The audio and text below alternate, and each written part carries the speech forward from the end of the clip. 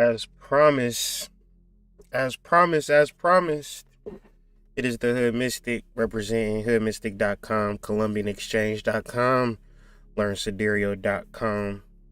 I'm going to just get right into it, but before I do, the students that's a part of the learnsidereal.com team, my next time that I'll be hitting record or streaming will be in reference to the sun and the moon. So we got another course coming up. Well, another lecture coming up. So all my sidereal heads, thank y'all for being patient with me.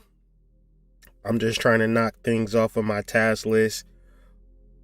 Like boom, boom, boom, boom. You feel me? Being one person is cool.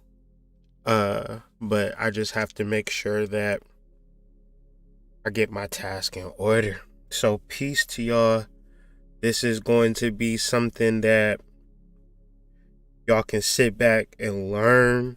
Hopefully you got your brains open for a little bit. You can absorb some new information, get into your history, get into your magic, and get up out of the hypnotism. I'm going to read stuff. I'm going to reference stuff. I'm going to talk about things how I perceive it. And I just want to create a larger conversation for the youth that are being attacked and hypnotized and murdered and having their energy siphoned off by these vampires, by these devils. And the reality is that this thing has been happening for so long. And all we can do about it is continue to shake our ass, continue to invest in our destruction. And my heart goes out to these children. My heart goes out to these mothers and these fathers that have to bury their children, all based upon a level of hypnotism, a level of diabolical energy. And the most diabolical thing that can be done to us, not even on some victim shit, but just on some reality shit, is when we get disconnected from our God, right? And we begin to worship other people's gods and other people's energies, and we don't even know what our shit is. We got so many melanated people up in churches, up in mosques, up in all types of shit, doing things in the name of God, but really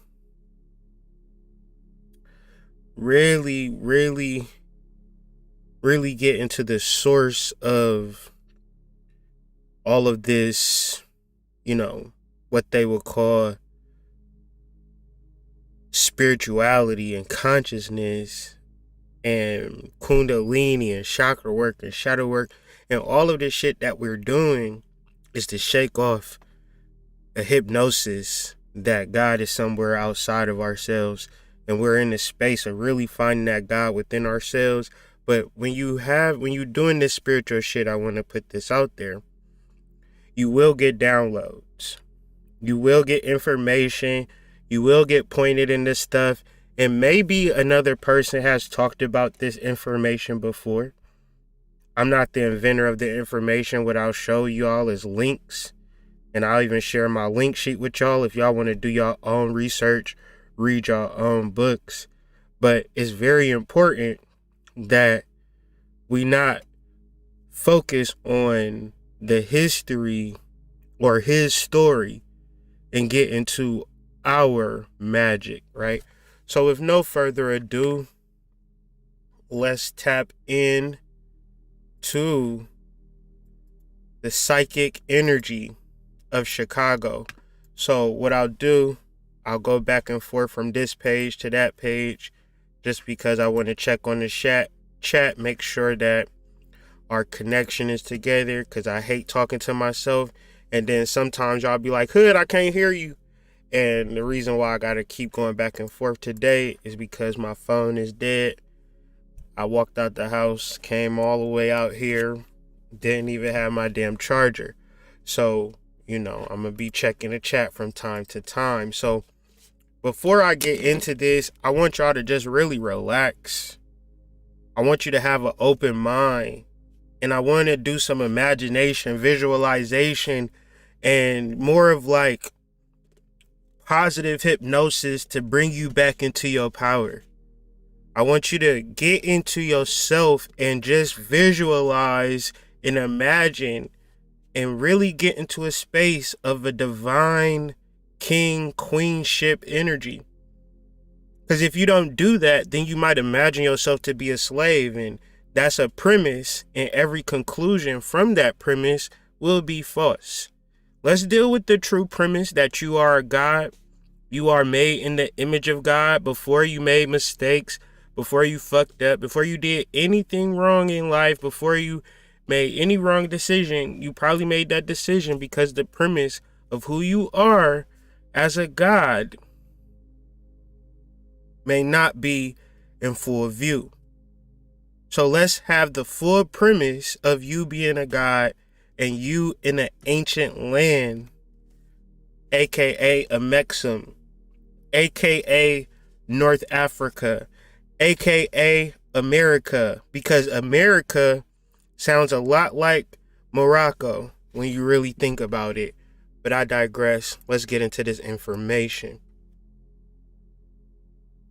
The first thing that we're going to start off with is the founding of Chicago, or the place that we know of as Chicago. It might be what it is now today, but all of these places have an origin.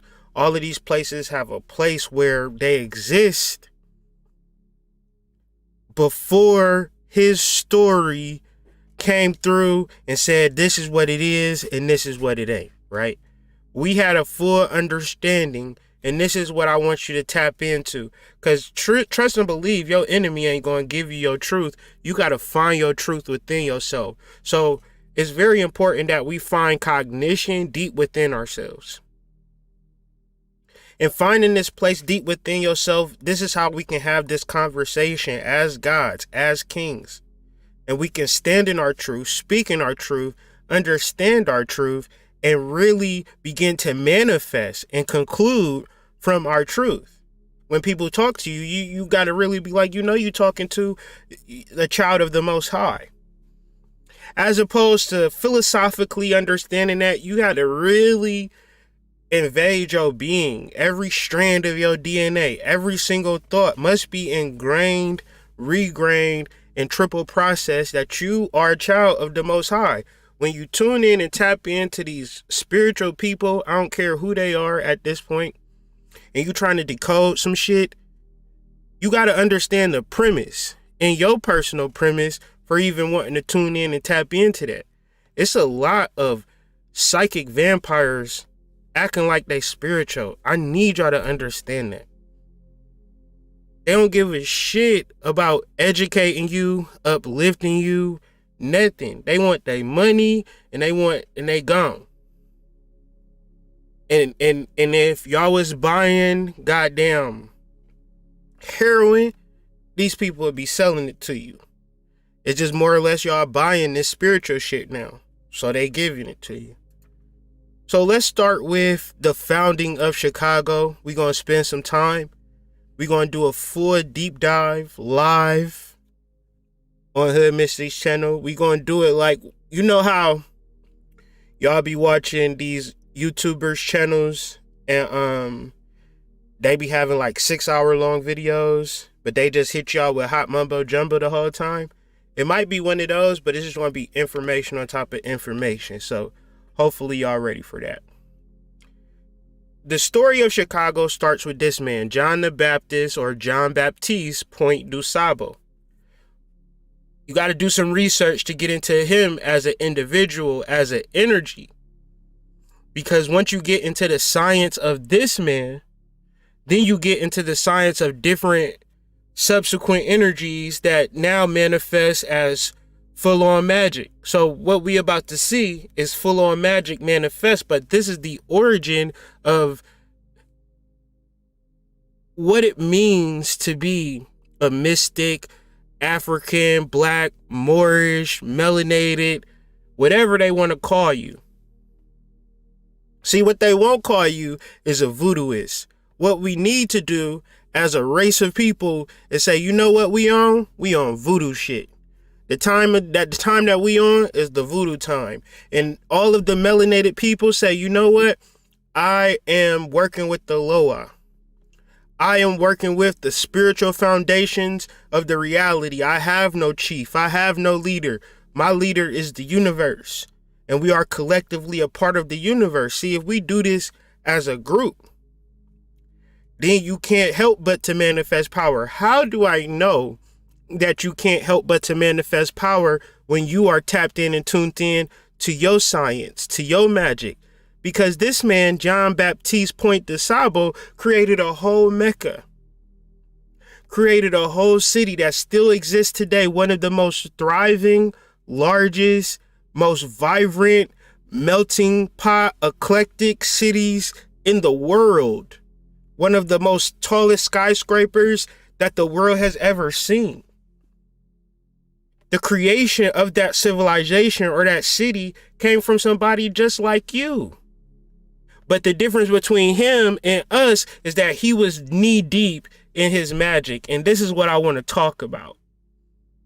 I want to talk about being so deep within your magic that you create a whole new life for yourself. And then as the hypnosis is waning out, you know, in some places the hypnosis is very high. Some places the hypnosis is waning out. How you know the hypnosis is waning out? Because when you go to Chicago, you can go to a vegan restaurant. When you go to Chicago, you can go to the Nation of Islam. You could go to the Moorish Science Temple of America. You can go to these places and see people just like you standing in their truth. Not shucking and jiving for the goddamn evil forces that pervade and have destroyed us from the inside out. Because we don't know who we are. Little is known of Jean Baptiste Point du Sabo past prior to the 1770s. Born of African descent, this handsome and well-educated Du Sabo had started his career as a supply trader. Traveling from French Louisiana north to French Canada, he boldly taken his trading business down uncharted Mississippi River, where he sold to travelers. While in Illinois, he married a Potawatomi woman named Kitty Hawa, and later settled along the mouth of the Chicago River in the 1780s. There he sold bread, flour, pork out of his log cabin at inflated prices to make a mint.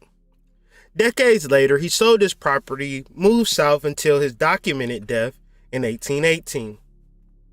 However, according to I Got Stoned in Salem, an occult website for practitioners of magic, there was a Bokor priest in New Orleans that claimed to be the student of Jean Baptiste Point du Sabo. The article went on to say that Jean Baptiste Point du Sabo had been a powerful voodoo priest in life. Let's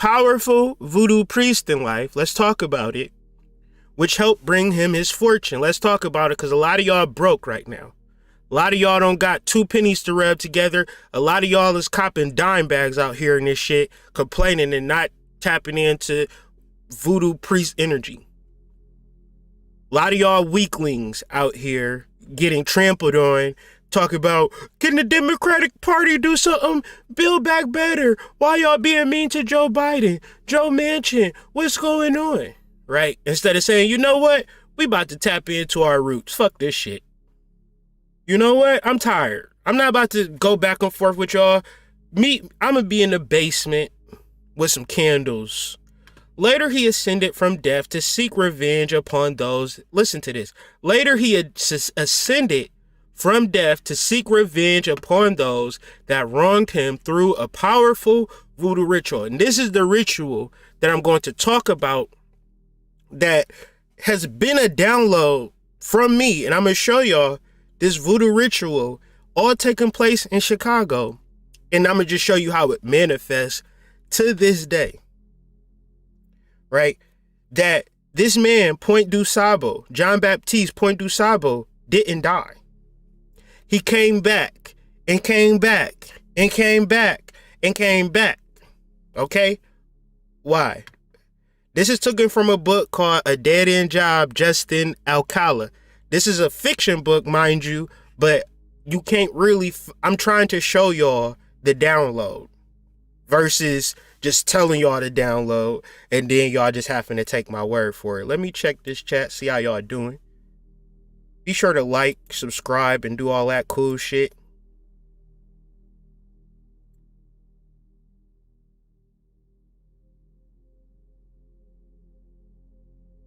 Be sure to like, subscribe, all that cool shit. Share the video with your mama and daddy and them. Tell them Hood Mystic going in. He talking about Voodoo mama. I don't know about him. He talking about Voodoo. It would explain the rotted man I had coffee with. Jean Baptiste Point du Sabo was a Voodoo revenant. Okay. I went to public school, and I don't be knowing what words be meaning all the time. So what is a revenant, y'all? A person who has returned, especially supposedly from the dead. Okay? So let's continue. Let's build upon this backstory.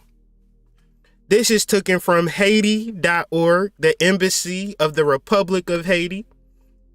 Written this, said, you know what? The founder of Chicago was actually a Haitian-born man, right? He wasn't no colonizer. He was a man of Haitian blood.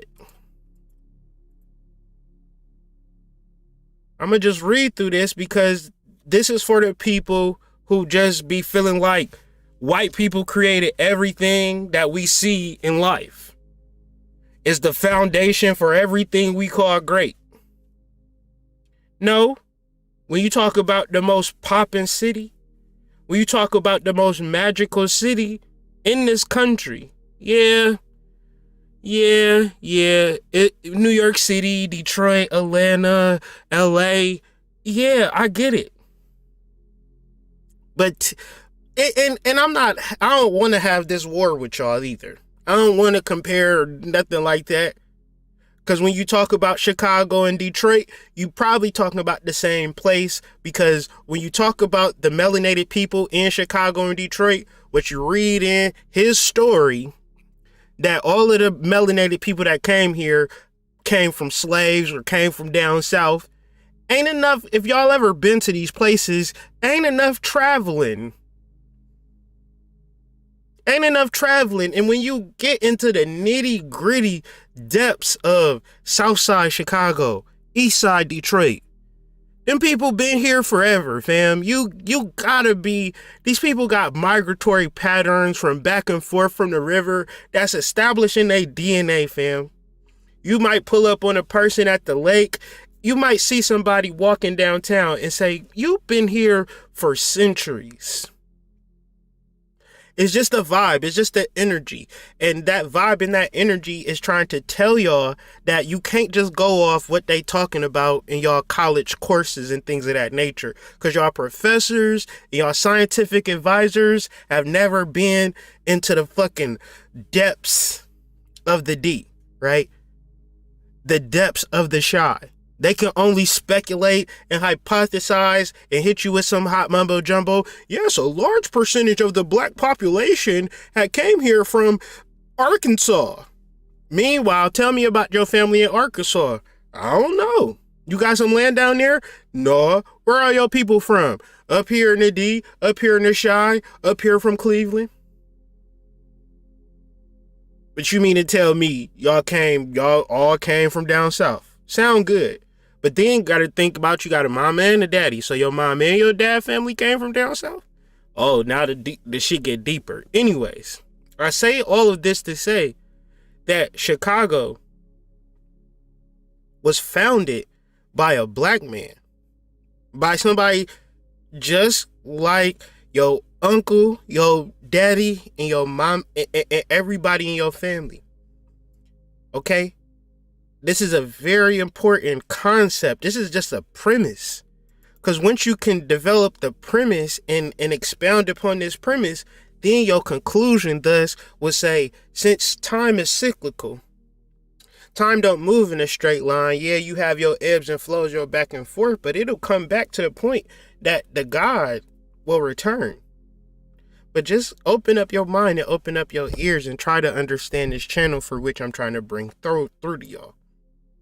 He grew up at a time when, as a black man, he shouldn't have been thinking about finding a city or being an entrepreneur. But that's what he set his mind to do. This is a perfect example of how we're not a prisoner to our immediate condition.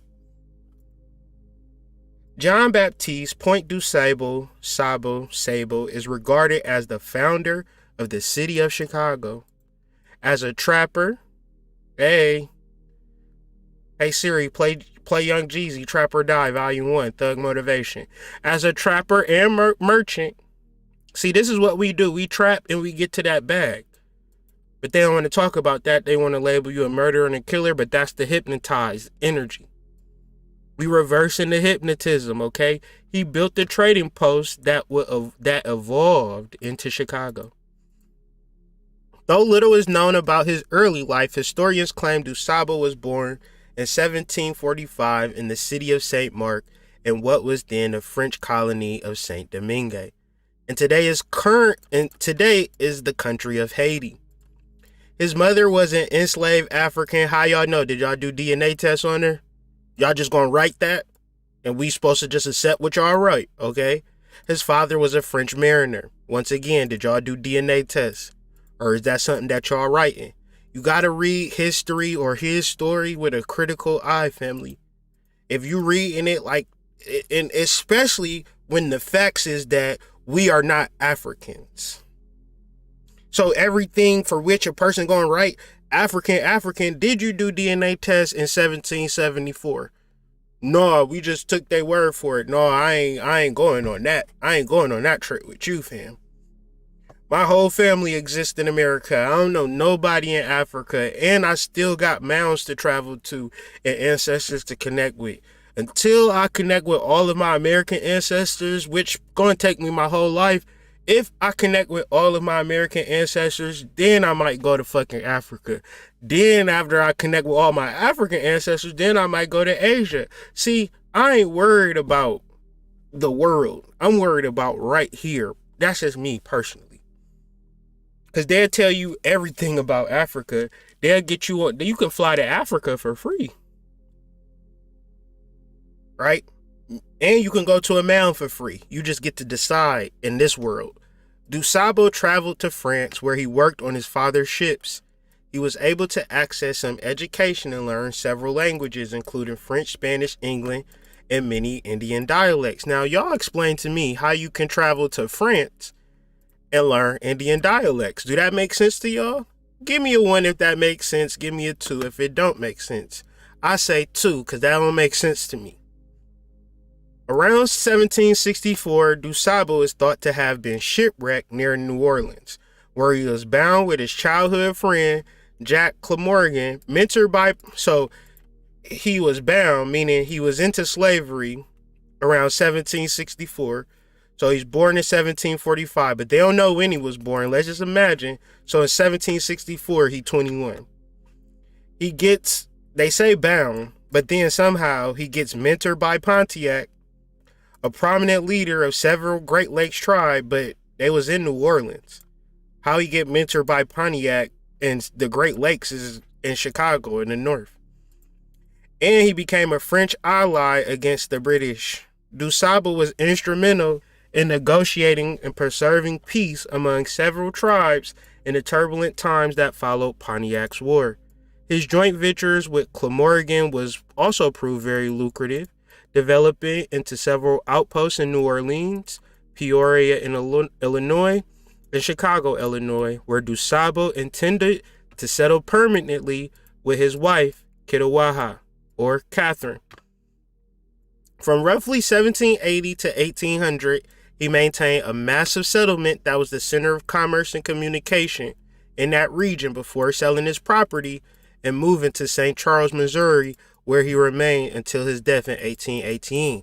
But we already understand that he didn't die. He is a voodoo revenant.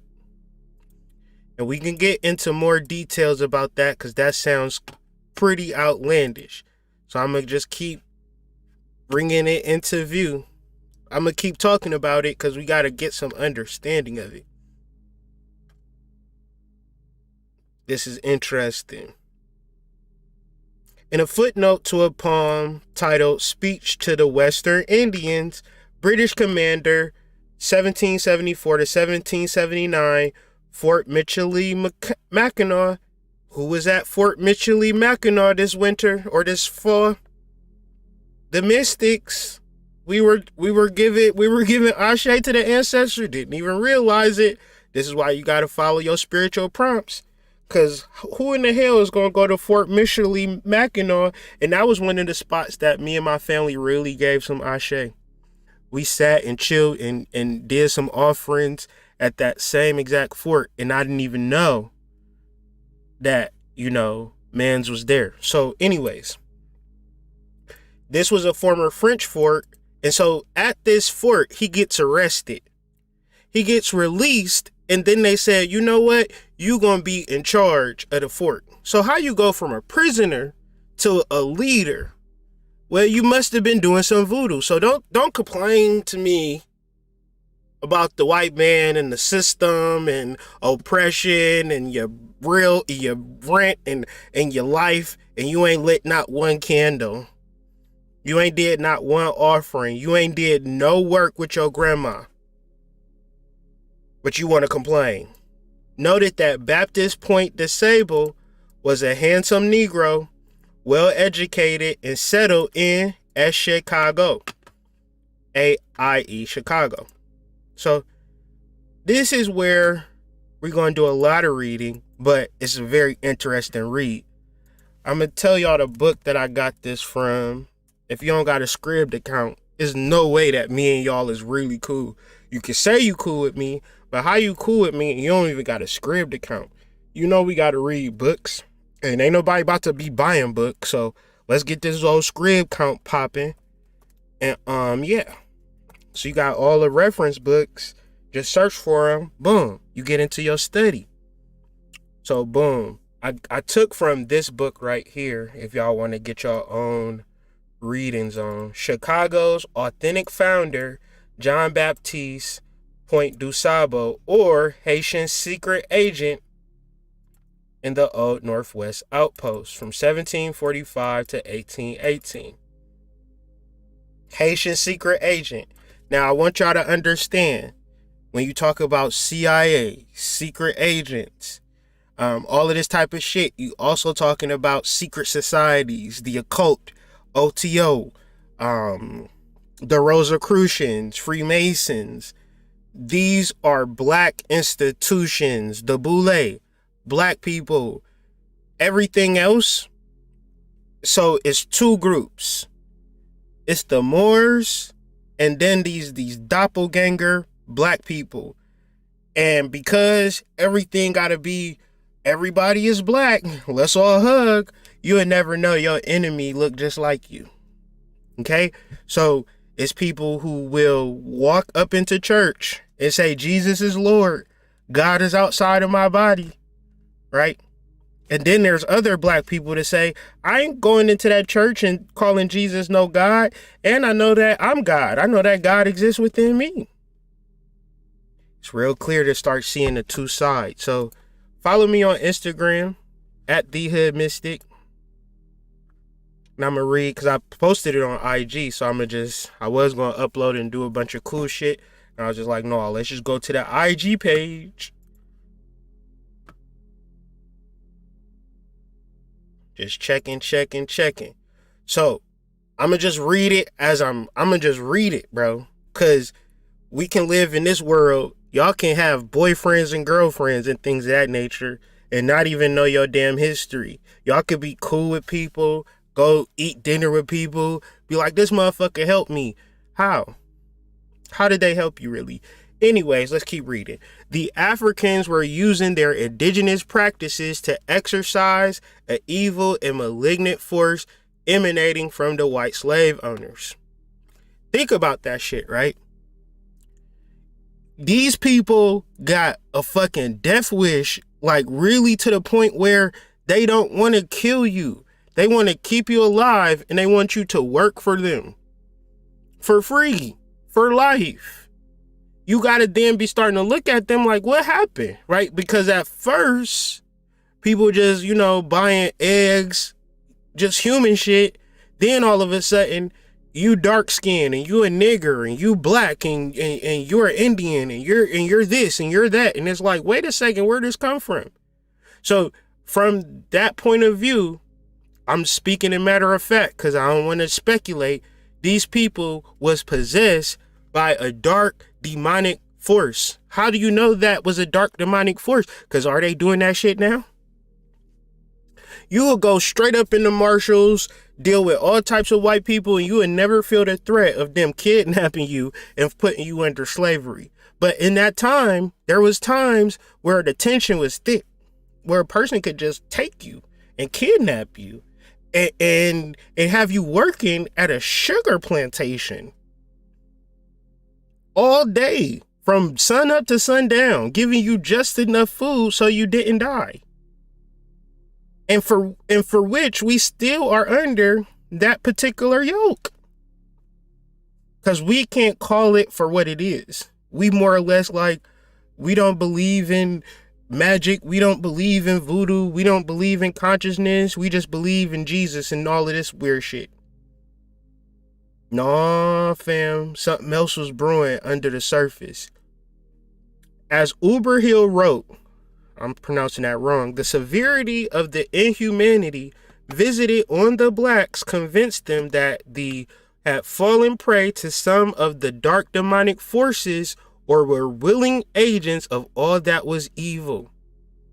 They would become the vessels for evil entities and energies that they were like machines. But you got to understand what I just said. There's the two energies, brother energies. And one energy is very much willing to go all the way with I want to suppress the God bodies, period. I want them to be suppressed. I want their kids to be suppressed. And the God bodies is talking about psychic essence, psychic energy, psychic powers.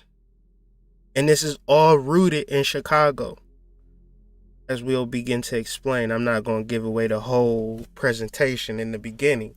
As the Bois command ceremony was in full swing at the start of the Haitian Revolution, Boukman exhorted the initiates that the true God, the God of the Africans, whom Antoine Delmas despairingly associated with the sacrificial pig or Genie tout puissant de la race noire, the black race's supreme divinity, had ordered them to use spiritual means or voodoo to eradicate a profound evil visited on them through the white race. Strong rebuke to Governor St. Clair in 1779, Virginia allowed John Todd to recommend burning alive slaves or blacks convicted of using voodooism to kill the slave masters. So a deeper level to take you out of Islam, a deeper level to take you out of magic and put you into Christ is so you don't do voodooism. For you don't know voodooism and even tap into voodooism. Right? Because this can kill people. Right? If you knew your power, you could do destructive things. It ain't all just love and light. They tell you that. The slaves were mostly from the West Indies, which might just mean Haiti, since these persecuted were descendants of the pioneer Haitian slaves and Kasakia. Dusabo, a native of Haiti or descendant of Haitian parents, might have had friends and family members in that affected black community, which now included slaves and free blacks directly from various parts of Africa, the 13 colonies, and the West Indies. Clark's backwoods militiamen were unpolished, rude, and disrespectful to the mostly illiterate villagers. Keep going. The labor and brave chiefs would be defeated in time and their peoples wiped out from the face of the earth. On that, all competing European kings, queens, people agreed. The wars were simply to determine which country or king would get to keep all or most of the resources found on the land and in the rivers, oceans, seas, and lakes. They were not over freedom or the percentage of wealth the indigenous people were to keep as their share. The executions of the mystics whom Dusabo might not consider guilty of any crime since they were being held in slavery against their will provided him yet another reason to leave the village. The attempt to silence and eliminate this last vestige of generation of voodoo practitioners in the village, and they not talking about in Haiti. They talking about in America, the Northwest, Detroit, and Chicago. They said the people in these villages in the book, you got to read the book, Chicago's authentic founder or Haitian secret agent Jean Baptiste Point du Sabo, that in these villages, these people were practicing voodoo, which was, the Salem witch hunt and things of that nature.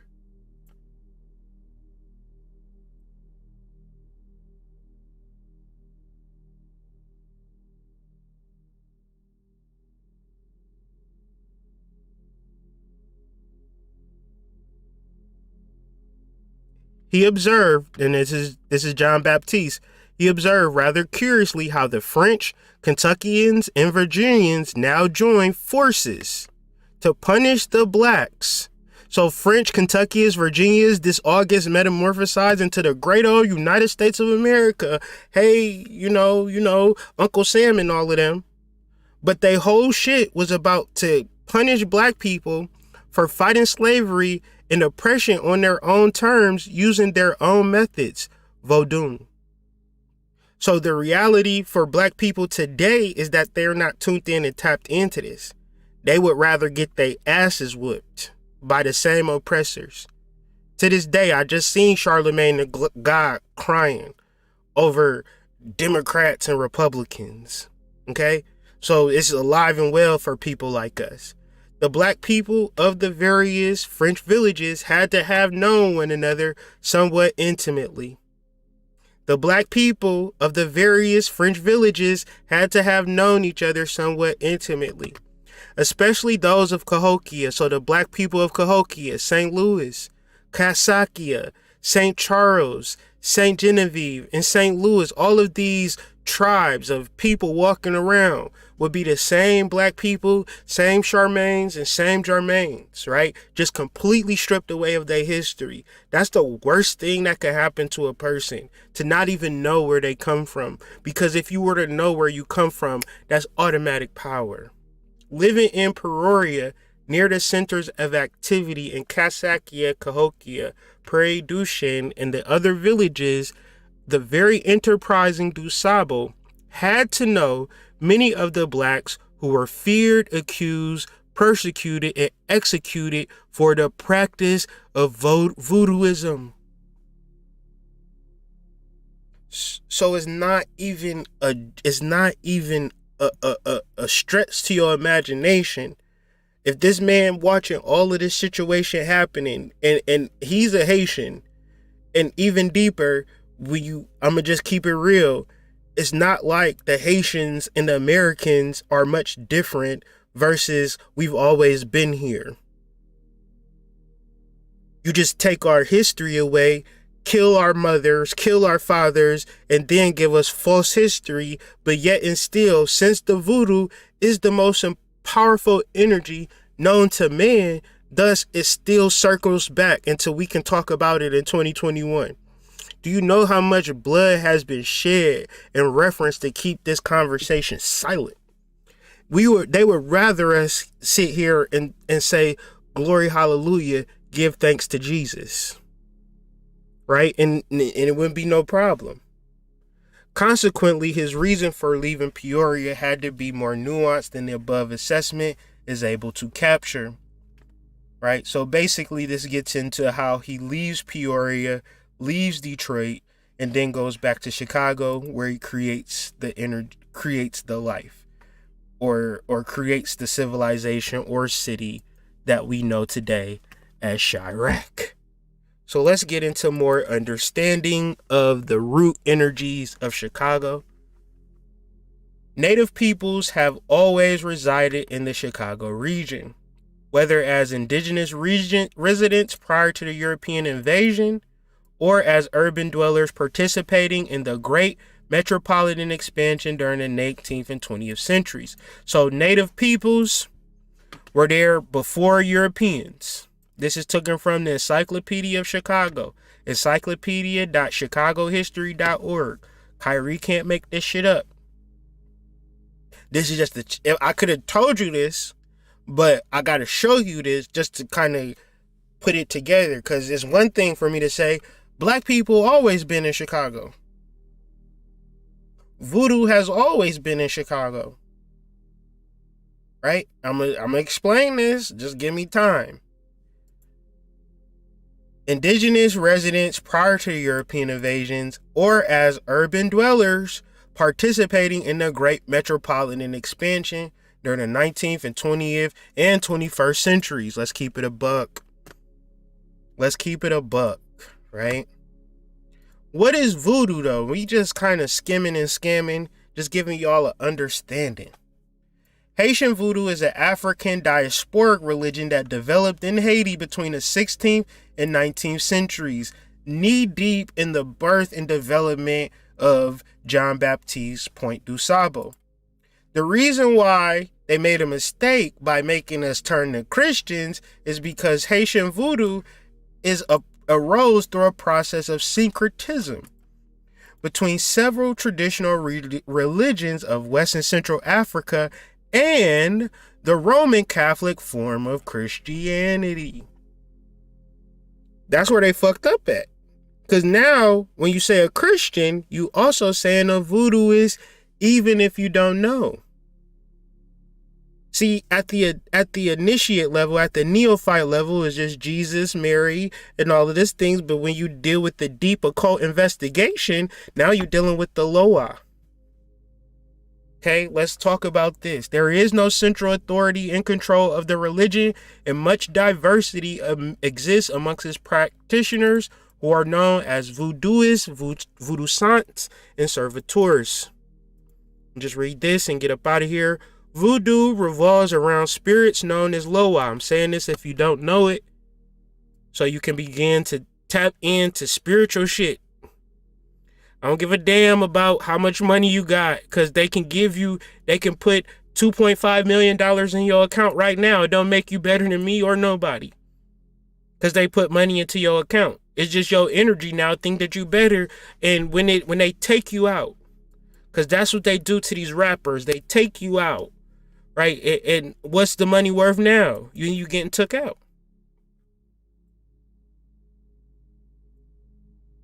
Voodoo revolves around spirits known as Loa, typically deriving their name and attributes from traditional West and Central African deities. They are equated with Roman Catholic saints. So just keep that in mind. Diving deeper. What is voodoo? Voodoo is a religion that originates in Africa, so they say. In the Americas and the Caribbean, it is thought to be a combination of, wait for it, African, Catholic, and Native American traditions. So you don't get voodoo without Native American energy. So let's backtrack. I just want to show y'all something. How long have Native Americans, Native people, indigenous residents been in the Chicago region? Since the 19th and 20th century, before European invasions, and as urban dwellers participated in the great metropolitan expansion during the 19th and 20th centuries. Okay?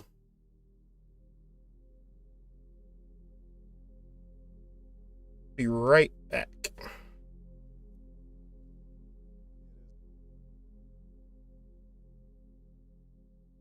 Much about his life.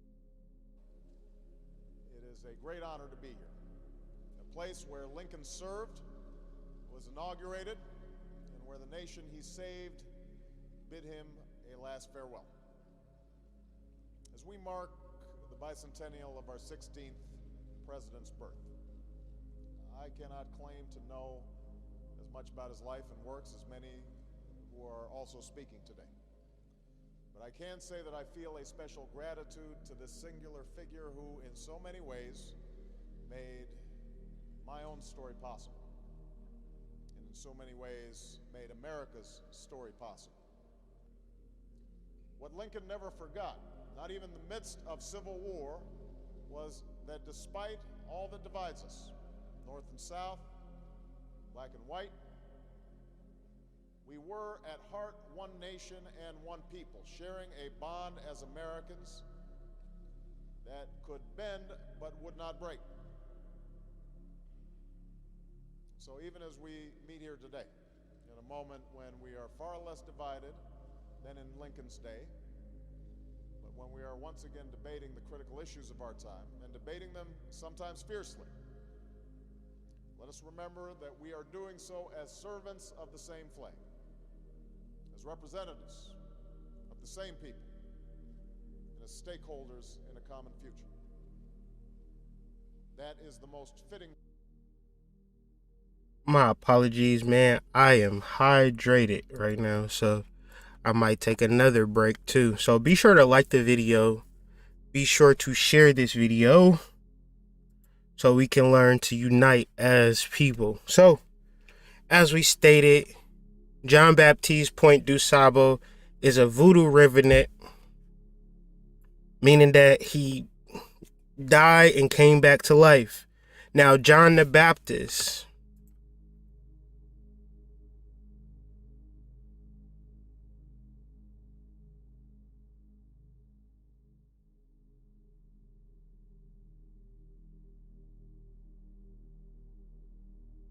just to give us some context, when Jesus is called John Redivisus by Herod and the people of his time, it raises the question of the existence of a tradition relating to resurrection with John the Baptist. Now, Jean Baptiste is just another word, is the French breakdown of John the Baptist. So let's be clear. It seems fairly obvious that such a tradition, if you got eyes, you can see that such a tradition survived in the gospel records. Whatever the original content of the tradition, which cannot be accurately reconstructed, this much seems clear. Although John the Baptist was not physically raised from the dead, his death and resurrection were recorded as a prefiguration of the death and resurrection of Jesus.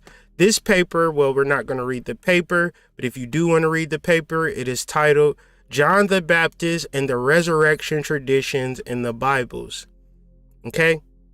So I'm just saying, right, before we go any further, when I start talking about P.B. Randolph and the Rosy Cross, you got to understand that this is more of a spiritual thing. John the Baptist, or Jean Baptiste Point du Sable, was a voodoo revenant. We got that. Then we also have another thing that I want to show y'all. Voodoo revolves around the spirits known as the Loa, typically deriving their names from tributes from traditional West and Central African divinities. They are equated with Roman Catholic saints. So what you got, Saint John the Baptist would be equated to a voodoo energy, right? That's how it works, because the voodoo is intertwined into the Roman Catholic tradition. So when you look at Christianity, you got to start to see it as voodoo, or else you missing the point. Where did y'all grow up doing? Y'all grew up going to church. What do they also say about God? He don't make no mistakes. So the times that you was in church was voodoo initiations. The times that you was in the mosque was voodoo initiations. You just experienced at a neophyte level. But if you would have stayed and got into adept and went into the ministry and became a preacher, then you would have been a Freemason, you'd have been a 33rd degree Mason, and you would have got all of these mysteries and did all of these rituals and stuff like that. You watching this video, so you don't got to go through all of that. You could just get the information without going through all the weird ass rituals and shit like that. But I digress. Pascal Beverly Randolph, and we're going to deal exclusively with Pascal Beverly Randolph's history and energy in the state of Illinois. And then we'll get a deeper connection, and we can also see how the revenant is still alive and what energies for which exist. How does the revenant energy exist to this day, and what does it look like? We're going to see clearly what it looks like, and then we can start to see, okay, they playing a whole different type of game. Where I thought it was this, is actually that, right? Pascal Beverly Randolph, born in 1825. So what would that mean? Right? What would that mean? Get that back. We doing voodoo revenant, coming back to life type energy. Back to life. Back to reality. So 1745 to 1818, Pascal Beverly Randolph, born in 1825. So these are two separate energies. Now I need y'all to look. Give me a 1 if Jean Baptiste Point du Sabo and Pascal Beverly Randolph favor. There is no right or wrong answer. 1 if they favor. 2 if I just sound like a crazy ass nigga right now. If I sound crazy, please put some 2 in the chat. Put a 1 if this is kind of making sense. Do Pascal Beverly Randolph and Jean Baptiste Point du Sabo favor?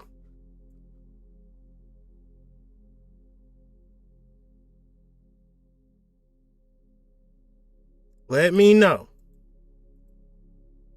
I know it's a lag.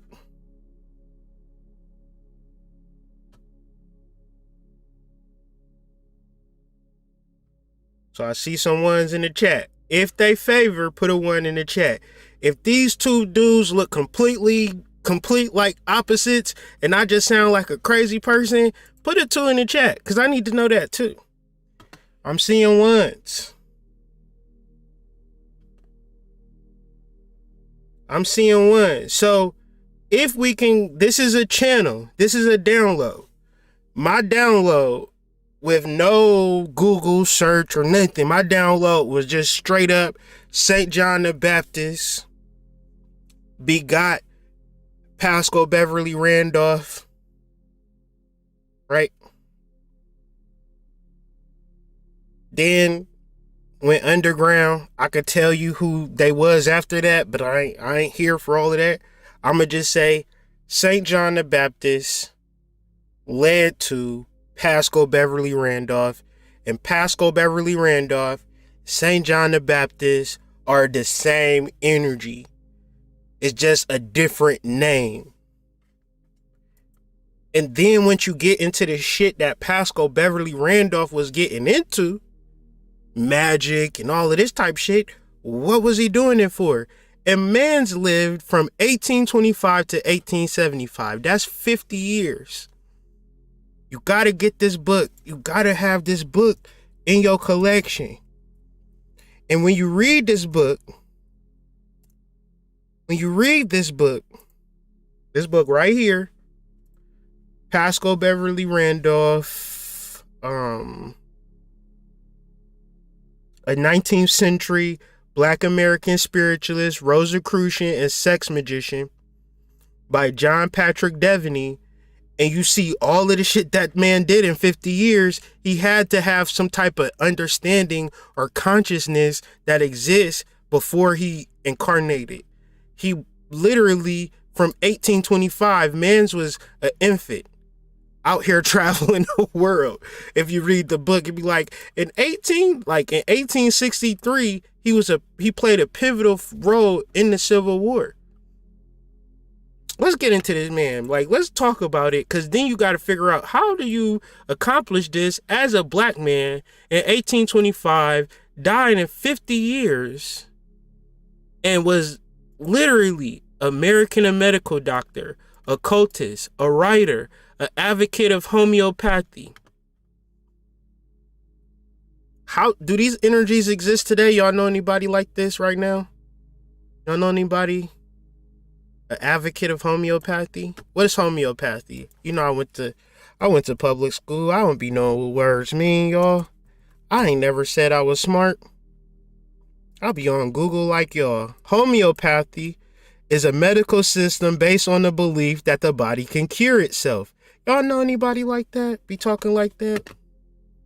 I'm confused. Let's keep going. I'm playing with y'all. Those who have eyes can see. Those who got ears can hear, though. We here for it. We here for it. Let's talk about it. Pascal Beverly Randolph, an African American who carved his own eccentric path in the mid-19th century. Oh yeah, so this is the download. Pascal Beverly Randolph, and then after Pascal Beverly Randolph, Edgar Cayce. Let's see if the dates match up. The rule is they couldn't exist at the same time. So he was born March 18th in 1877, died January 3rd, 1945. Oh shit. So Pascal Beverly Randolph died in 1875. Edgar Cayce was born March 18th, 1877. I didn't even know that. I didn't even know it. It just came to me. He said, yeah, after I was Pascal Beverly Randolph, I came back as a full-blown white man, Edgar Cayce, because I had to do the work as a full-blown white man. Died in 1945, and I came back as somebody else. Let me see. I ain't gonna do that. I'm gonna do my own research. I ain't gonna show y'all that. Pascal Beverly Randolph with hopefully this is making sense, because this is a lot of heavy spiritual information. Fuck what everybody else is talking about, because ain't nobody came and hit y'all with no downloads or nothing like that. Motherfucker just came and just talked y'all to death, and y'all viewed it as deep. What they say, you just need to find you a boyfriend, and y'all was like, oh, that's so deep looking ass. Y'all be disappointing me, for real. The shit that y'all find valuable, I be looking at the same shit that y'all be watching, and I'd be like, this shit don't move me. And I'm the fucked up person in this scenario. Nobody else. I'm the fucked up one. Those who have eyes can see. Those who have ears can hear. Pascal Beverly Randolph, an African American who carved his own eccentric path in the mid-19th century from the slums of New York City to the courts of Europe. Performed as a spiritualist, trance medium, self-educated. He became one of the first Black American novelists. He wrote books. Black man that wrote books, he sound familiar, and took a leading part in raising black soldiers for the Union Army and educating freedmen during the Civil War. His most enduring claim to fame is the crucial role he played in transformation of spiritualism, a medium's passive reception of messages from the spirits of the dead. Wait a second now. He brought forth the most crucial role in transformation of spiritualism, a medium's passive reception of messages from the spirit of the dead. See, if y'all can't tune in and tap into goddamn reincarnation, then we ain't got shit to talk about. Y'all be really sitting here talking about y'all fucking present relationship, y'all present career, what's going on in your life right now, as if I personally give a fuck. If you ain't talking about your goddamn grandmama or your goddamn uncle or some shit like that, I personally just don't give a shit. We got to get into our mediumship bag. We got to talk about these spirits from the dead. We got to talk about our dreams and Anubis coming to us in our dreams and goddamn Atlantis visions and things of that nature. Please don't tell me how you and your goddamn boyfriend is having problems, because I personally just don't give a fuck. It's other people for that. Mumbo jumbo type energies for y'all. So let me backtrack. His most enduring claim to fame is the crucial role he played in the transformation of spiritualism. Medium's passive reception, the transformation of spiritualism, which in this understanding is a medium's passive reception of messages from the spirits of the dead. Well, they can't be dead if they transmission messages. This is our idea of dead, which is given to us by our enemy, for which our personal historical understanding of dead is that there is no such thing as death. But when we absorb the enemy's understanding, they might die. That's why they act the way that they act. Anyways, into occultism, the active search for personal spiritual realization and inner vision. From his solitary travels in England, France, Egypt, and the Turkish Empire. So you mean to tell me this young man from nothing, right, decided that he was able to travel to England, France, Egypt, the Turkish Empire, and brought back occult beliefs and practices? Or did he have the energy within him? Right? The magic mirror, hashish use, and sexual magic that worked the revolution, the systems of magic he taught left their traces on Madame Blavatsky, her Theosophical Society, and many practicing occult organizations in Europe and America today. That to me just sounds like a man who knew his voodoo, for which people absorbed his voodoo and then didn't even give him his credit. Because y'all can talk all about the spiritual, occult, magical, OTO, Aleister Crowley, boom bam, flim flam, but never say Pascal, Beverly, Randolph. Never say Jean Baptiste, Point du Sable. I don't even believe that y'all even tapped in like that. For real, for real. Why you gotta just keep hitting us with the same old shit every time? Trying to decode shit and decode movies and all of that shit? Tell me some downloads you done got. Then let's research your downloads, all right? Keep going. A peripatetic man, he lived in many places, including New Orleans. Who else lived in New Orleans? You guessed it, Jean Baptiste, New York, San Francisco, and Toledo, Ohio. Did you? Of course we give offerings. Of course we go to Toledo and give offerings. You don't go to Toledo and give offerings? You mean to tell me y'all are actually conscious out here in these streets, but y'all don't travel to Toledo, Ohio to give offerings to PB Randolph? Please tell me how that makes sense. Oh, they tell you who's deep and who ain't deep. You don't do your own research. Okay, I got it. During his early public career, Randolph appeared on stage as a trance medium, advertised his services in magazines associated with the spiritualist movement. Like many spiritualists, he lectured in favor of abolition and after emancipation taught literacy to the freed slaves. And where? New Orleans. Where is New Orleans famous for? Jean Baptiste, Point du Sable. Remember, he was shipwrecked outside of New Orleans, where he got bound, but then got cool with Pontiac, just traveling up and down the Mississippi as a black man. But then at the same time, you got whole people kidnapping black people and making them slaves. So what's happening, right? What will protect you in that world? See, the only thing that's going to protect you in that world is voodoo. That's the only way you able to make money, protect yourself from being kidnapped. And what leaves you naked and butt naked in the space to even get kidnapped and be put into bondage, not knowing your power? Give me a 1 if you was able to tap into your power and change your life from tapping into your power. Give me a 2 if you don't know what the fuck I'm talking about. And I want to show y'all, for the people who don't know what I'm talking about, you change your life 110% when you tap into your power. Everybody who I know who done tapped into their power done changed their life. These niggas was out here smoking crack and having sex with prostitutes. Now they family men. They got wives and kids. They got credit and shit. Got cars. They was used to taking a bus. Got money in the bank account. Got a business and shit. Because they tapped into their power. When they was deaf, dumb, and blind, going to work, going to church, they was getting their motherfucking ass handed to them. Give me a 1 if magic helped your life in a positive way.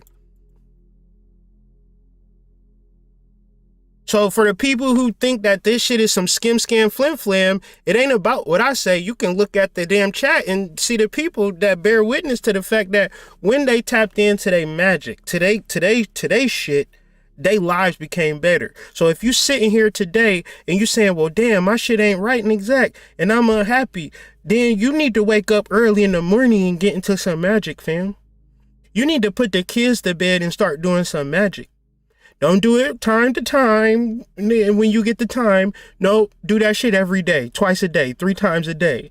Your life should be ritualistic till you get some type of order into your shit, till it start to make sense. And if it don't make sense to you, start making shit up. When you start having sex with an intention. Draw a sigil. And when you have an orgasm, visualize that goddamn symbol. So all the times you bust nuts, you start manifesting and feeding your sigil. And stop complaining because you having sex and like it don't feel good or it feel good. Fuck all of that. What magic was you creating within your sex? Because that's what it's for. For which these are the information that Randolph brought forward to us. Randolph founded the Fraternities of Rosicrucians, the oldest Rosicrucian organization in the United States. The oldest Rosicrucian organization in the United States. So all of these, like the Red Cross, Rose Cross, Red Rose, Rose, Red Cross, same energy. Started by P.B. Beverly Randolph, which today avoids the mention of his interest in sex magic. This magical sexual theories and its techniques formed in the basis of much of his teaching of the Hermetic Brotherhood of Luxor, although it's not clear whether or not Randolph himself was actually associated with the Brotherhood. That's the racist arrogance. Famous occultists and practitioners of sex magic, Theodore Roos and Aleister Crowley, were heavily influenced by Randolph in both organizing the OTO and their sex magic rituals. Keep that in mind. The OTO, Aleister Crowley, influenced by P.B. Randolph, a black man. Remember what I said? It's 2 sets. It's the ones who ain't tapped in and the ones who tapped out. The only issue is the ones that tapped in don't be fucking with they don't deal with their magic. They don't even know that they have it. And then if we was to ever talk about your magic, what's the first thing y'all gonna say? Oh, voodoo is evil, hood. That's the devil worship and shit right there. I ain't dealing with that. Right? So ain't no help for us. If you think that your power is evil, you ain't gonna never deal with it or tap with it. You ain't gonna get no books. You ain't gonna do no rituals. You ain't gonna do no offerings. And you could read down Google for goddamn months on offerings. Every fucking religion, every spiritual center, Wicca, Wiccan, goddamn Nordic, Egyptian, fucking you name it. What do they do to give honor to their dead energies? They do offerings. Oh, that's some spookism, weird shit. Oh, did you pour some water for your ancestors? No, I've been too busy, but I really need some money. My back against the wall. You heard what I just said? Did you pour some water for your ancestors? No, I'm too busy. I'm too stressed out. Did you give any offers to your ancestors? I'm too busy. I'm too stressed out. Okay, you're going to keep being busy. You're going to keep being stressed out. And you're going to keep not offering your ancestors. And you're going to keep being the fucking source to your problems. Fair? Fair or not? Just tell me if that's unfair and it don't make no sense so I can shut the fuck up. Because in my mind, I be swearing I be making hella sense out here in these streets. But please let me know if I sound crazy. Y'all supposed to be my friends. In 1851, Randolph made the acquaintance of Abraham Lincoln. Their friendship was close enough that when Abraham Lincoln was assassinated in 1865, so this is in 1851. When was this man born? 1825. I went to public school, so carry the 1. That would mean this man 26 years old, maybe 25, 26 in 1851. Think about that. What was you doing when you was 26 years old? You wasn't chilling out with goddamn what's the president Joe Biden's ass, unless That's probably going to be the next one. Cardi B and the Pambagera energy. How the hell is she talking to the president if she ain't a goddess? That don't work. Yo, I was thinking about this. Like, this is a side note. I'm going to get back on track. How many political science majors would have had a more robust, poignant conversation with Joe Biden in space of Cardi B? Said maybe 1,000, 10,000, like 100,000 high ball, low ball, 10,000 people that would have talked to Joe Biden and put him on his ass. But no, they let us, our representative, to talk to Joe Biden is goddamn Cardi B. Goddamn Pambagera energy need to chill the fuck out, right? You doing too much, Pamba. Now you gotta let these political scientist majors talk to this man. They're like, come on now. We get that you powerful. And another point, how come Cardi B and Meg Thee Stallion got boyfriends and they got y'all ass to be single for the past 3 years? Hot Girl Summer, WAP, and all that shit. The whole time they sitting up laid up with they niggas. Why don't they make songs about being laid up with their husband? Right? Like, don't that make sense? Anyways, let's get back on track. In 1851, Randolph made the acquaintance of Abraham Lincoln. Their friendship was so close that when Abraham Lincoln was assassinated in 1865, Randolph accompanied Abraham Lincoln's funeral procession in a train to Springfield, Illinois. However,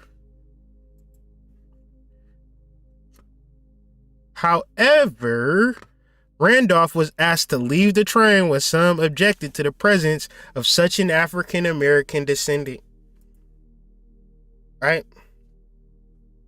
So, Abraham Lincoln, Springfield, Illinois, P.B. Randolph. So from 1851 to 1865, he had a close friendship with Abraham Lincoln. But at the same time, we also know Randolph to be this voodoo revenant, Jean Baptiste Point du Sable. So his relationship with Abraham Lincoln had to be more of sorcery, magic, and even deeper, you can get into the science of Abraham Lincoln, vampire hunter. Right? What is that about? I never seen it. It's just something that popped into my mind, seeing how it's relevant. In 1818, Abraham lives in Indiana with his parents, who works at a plantation owned by Jack Bartz. Therefore, Lincoln befriends a young African-American boy, William Johnson, this young African-American boy was H.P. Love, Pascal Beverly Randolph, rather, and intervenes when he sees Johnson being beaten by a slaver. Because of his son's actions, Thomas is fired. That night, Lincoln sees Bartz break into the house and attack Nancy. Boom, boom, bow. 9 years later, Lincoln decides to get revenge on the Bartz. Why is he getting revenge? He's getting revenge on people who were what? Working at a plantation. So the whole plot or the premise of Abraham Lincoln being a vampire hunter is rooted in slavery. Even deeper, just now coming to me. This man signed the Emancipation Proclamation, so-called freeing the slaves, which didn't come into full fruition because by the time he was setting shit out, they took man out. And at the same time, very shortly, in 10 more years, they took out his homeboy. But what we know about energy, you can't kill it. It came back as Edgar Casey. So what I'm getting now is that, all right, if I keep coming back as a black dude, they're going to keep killing me before I can get my work done. Let me come back as this white man so I could just do my shit without getting fucking killed. +1 if that makes sense. Press 2 if you saying, no, I'm going to just keep coming back as a black man and keep getting targeted, right? So, just establishing a deeper and darker criminal link between P.B. Randolph, John Baptiste Point du Sable, in the city of Chicago. I think I only got this page to talk about Abraham Lincoln. In 1851, Randolph made the acquaintance of Abraham Lincoln. Well, we just already talked about that. Randolph was actually Randolph described himself as a Rosicrucian. The manner in which Randolph incorporated sex into his occult system was considered uncharacteristically bold for the period in which he lived. Randolph was a believer in pre-Adamism. Let's just show what that is real quick. Then we can continue on. We're going to just go through this, bring it to the future a little bit. The pre-Adamite hypothesis, or pre-Adamism, is the theological belief that humans, or intelligent yet non-human creatures, existed before the biblical character Adam. Pre-Adamism is therefore distinct in the conventional Abrahamic belief that Adam was the first human. Advocates of this hypothesis, known as pre-Adamites, along with humans who believe, which is common sense, right? Basically, he just had common sense, like, black people existed way before this dude named Adam, fam. Like, y'all tripping, right? That's basic common sense. So, OTO, it's a secret society. All we ask is trust.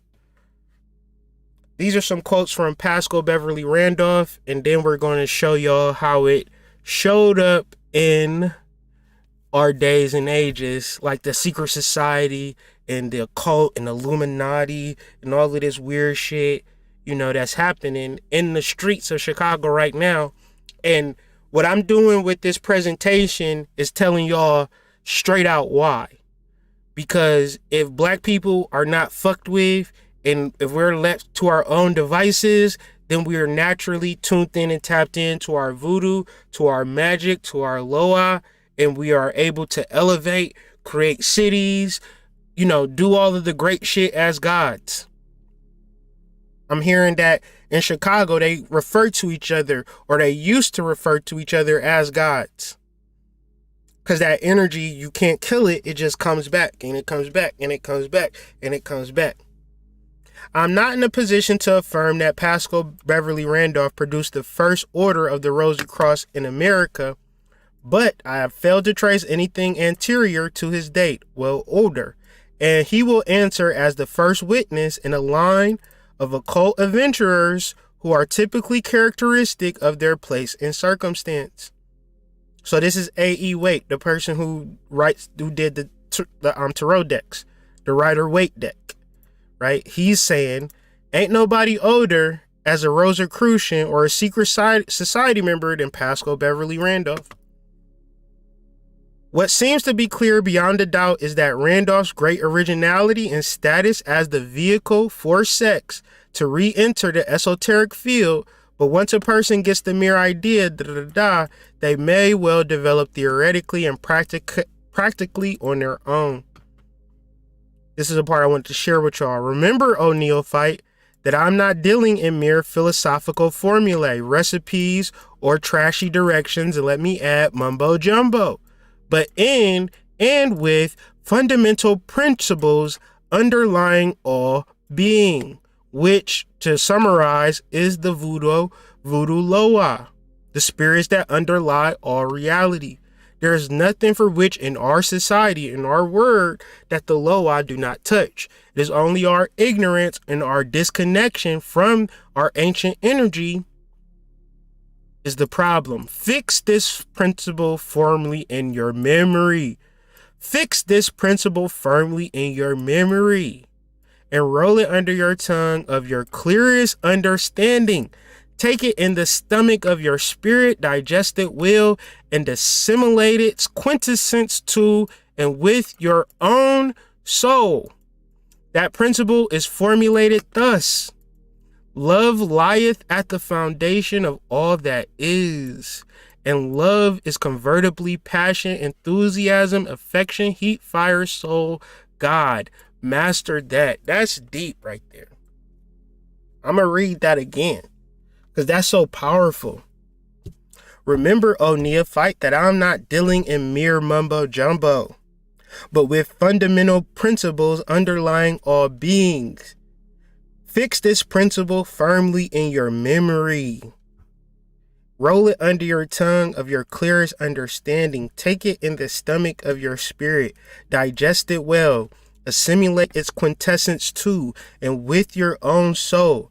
That principle is formulated thus: love lieth at the foundation of all that is, and love is convertibly passion, enthusiasm, affection, heat, fire, soul, God. Master that. Deep shit right there. Deep shit. Occult wisdom.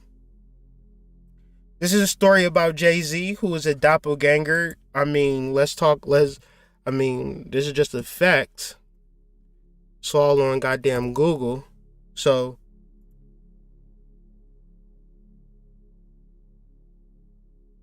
this is Jay-Z right now, and this is a doppelganger picture of back in the day. Right? You could take that for as you want it or whatever. But then Jay-Z put out all these albums: Reasonable Doubt, Volume 1, Volume 2, Volume 3. Came back with goddamn the Black Album. Came back with the Dynasty. Came back with, Kingdom Come and Jehovah and the God MC, Jigga, My Nigga, all of this stuff. Where does it come from? Talent? How are there many rappers like Jay-Z? I'll wait. Because I'm a link Jay-Z to the Freemasons and to Chicago and all of that, because Jay-Z is an integral part of this story, because Jay-Z is linked to who? Barack Obama. Who else is Jay-Z linked to? Kanye West. Who else is Jay-Z linked to? R. Kelly. Where is all three of them people from? Chicago. So you gotta let me know, do this make sense or is this weird to y'all? Because I'm getting the download. I'm trying to give it to y'all how I'm getting it, but it's so clear to me, right? And the shit that Jay-Z talking about, it's the Dynasty, throw your rocks up, all of this type of shit. Hold on, let's deal with this real quick. Oh, because we seen it already.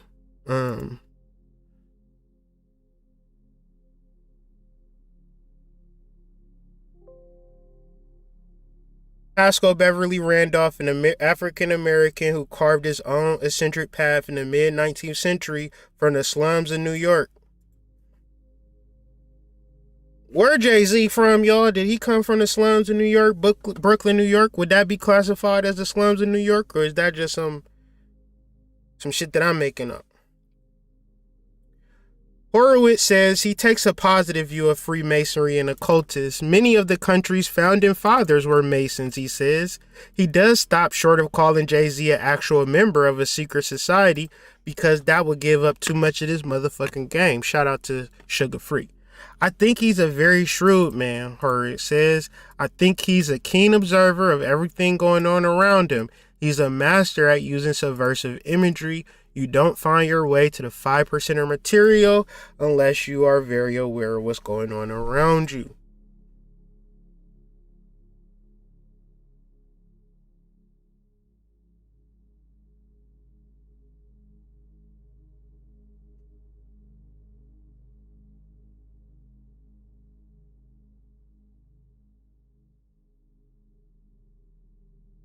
So I'm going to just a picture of Jay-Z throwing up the rock and all of that, which it could be, a record label and all of that. But then when you keep studying and you keep looking at it and time keep going and going and going, you be like, oh, okay, hold on. And this is the part that I didn't add into the slideshow, and I'm going to just talk about it real quick, because this is probably what Jay-Z is a master hypnotist. Music is a form of hypnotism. Okay, music, hypnotism, and then to be able to say, all right, I'm going to rap over this beat and I'm going to say these words, you have to be a psychic. What do I mean? It's people who say, I'm going to choose this beat and I'm going to rhyme these words, and people like, what the fuck is that? And that's not the response that you want to when you play your music. You want people to hear your music and be like, oh shit, this shit hard. I'm going to listen to this in the future. That's what you want people to say. Thus, you have to be some form of a psychic. And you have to be able to hypnotize people. Now, so Jay-Z is a psychic and a master hypnotist. So when he puts out songs called Reasonable Doubt, when it has a overall layout of being in a court system, a hard knock life, and selling drugs and all of these things, he's not doing it to get clout or to get respect. He's actually doing it to hypnotize you and to have people do these things. Because then he gets elevated to an executive position, and then he gets other rappers, i.e. psychics, master magicians, master hypnotists, to get even more of the youth to do even more of the crime, even deeper. Let's talk about Chicago. Chicago created a form of rap music called drill music. Now, drill music don't exist just in Chicago. In every city has their own form of drill music. In Detroit, you got drill rappers. In Jacksonville, you got drill rappers. In New York, you got drill rappers. In the UK, you got drill rappers. So what is drill music in the most simplest form? It is a form of hypnotism that hypnotizes young men to commit acts of violence unto each other. Because if you don't have the music, you don't have the violence. Meaning that if everybody was out here listening to John Coltrane, Alice Coltrane, Rashawn Roland Kirk, you don't even have the propensity to even commit violence because you're not hypnotized to do violence. So when you look at these artists and these rappers and you hold them in high acclaim and high esteem, these people don't give a shit about you, fam. It's people that look just like you that don't want to see you succeed and don't want to see you do well because they rather hypnotize you. And I'm saying that a person like Jay-Z knows. It's one thing if you just a rapper, you trying to make some money and you don't know and you just trying to, get your album to hit the charts. But when you get into a man like Jay-Z, you got to look at all of his connections. And mainly his connections for success have been linked with people from Chicago, especially masculine energy. So as we know, P.B. Randolph he was the first Rosicrucian. But we also know Kanye West got his start at an American Red Cross disaster relief fund. A concert for hurricane relief was an hour-long celebrity-driven benefit concert broadcast live September 2nd, 2005. Its purpose was to raise money, relief, and awareness in response to the loss of life and human suffering that resulted from Hurricane Katrina. Now, Hurricane Katrina, let's do this. Katrina and Catherine. Do those names mix? Let's look at this. Catherine, also spelled Catherine, and other variations are feminine names. Hold on. I want to see if Catherine and Katrina are connected because I'm getting this channel right as we speak, and I don't know nothing that I'm talking about, y'all. Katrina. Let's see if we can find Katrina and Catherine being the same thing. Katrina. Related names over here. Related names. Catherine, Katrina. So what's so important about Catherine? Catherine, Jean Baptiste, Point, Dusabo.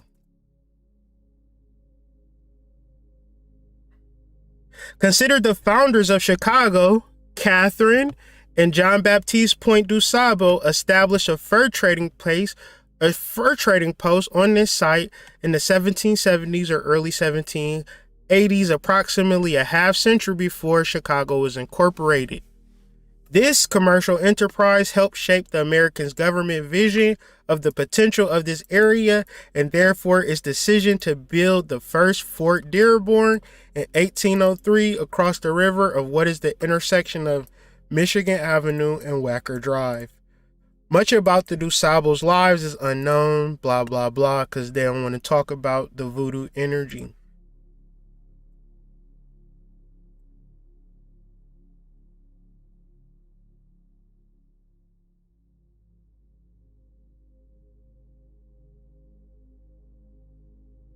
So back to Hurricane Katrina or Hurricane Catherine. Point Dusabo's wife, Catherine, in 5 southeastern states in the United States in 2005. Hosted by Matt Lauer, it was simulcast from the New York studios of NBC, located wherever it is. Controversy was sparked during Kanye West's segment of the show after he said George Bush doesn't care about black people. So let's do this. Red Cross, Rosy Cross. Let's see if that's a connection we can make. Red Cross, Rosicrucian.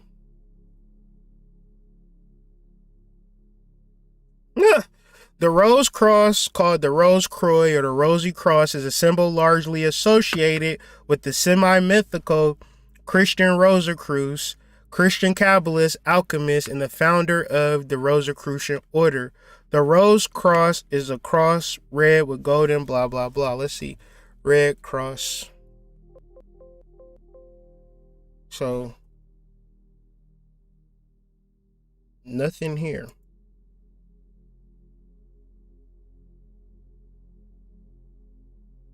I was looking for something because I remember hearing this, and I don't know if it's true. Red Cross. Okay.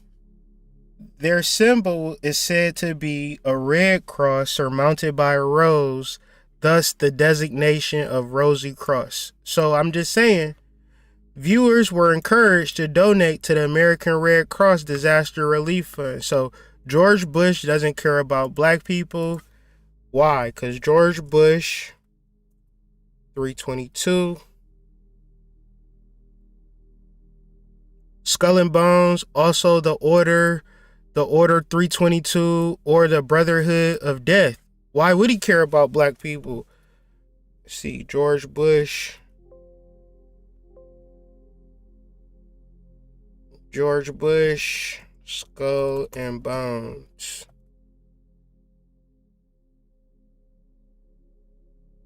George Bush wrote in his autobiography, "In my senior year, I joined Skull and Bones, a secret society so secret that I can't say anything more."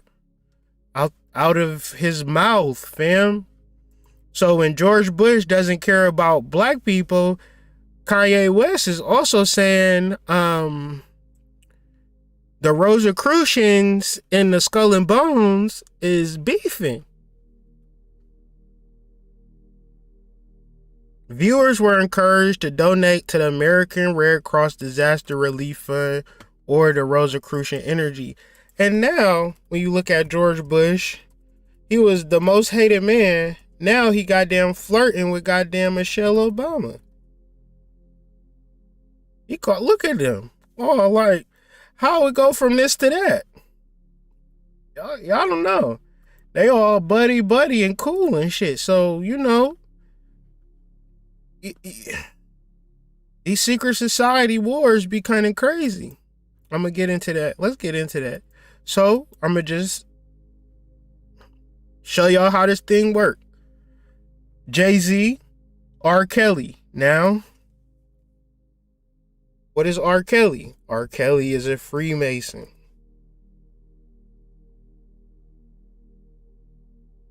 Matter of fact, I could show y'all better than I could tell y'all.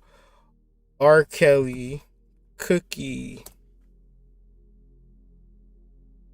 I ain't even gonna put the volume on. I'ma just show y'all better than I could tell y'all. I ain't gonna get a copy. They probably gonna copyright for the goddamn showing the video.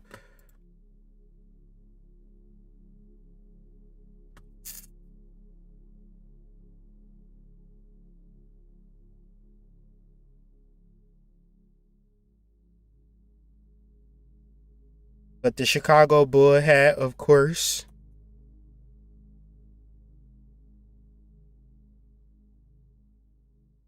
Oh, I didn't fast forward the whole video. I'm trying to show the part where he coming down the steps. Oh yeah, there you go.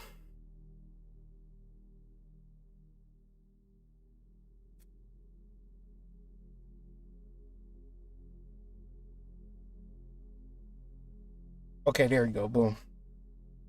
Got your ass. Got him. Got him. Oh, hold on.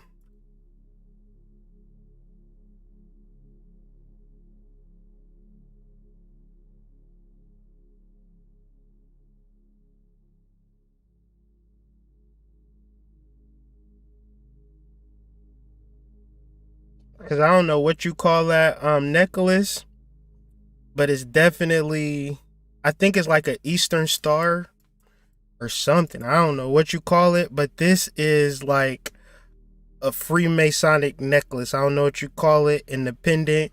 And then in the whole video, he dancing with a goddamn apron on. You see the Masonic apron that he's wearing. So all of this that's happening with R. Kelly is just a ritual. You really smoking crack if you think R. Kelly is in jail. You think R. Kelly is in jail? Or is it all theater for you, just like it was theater from the beginning, theater from the end, right? Because everybody is on the stage, whether you know it or not. So,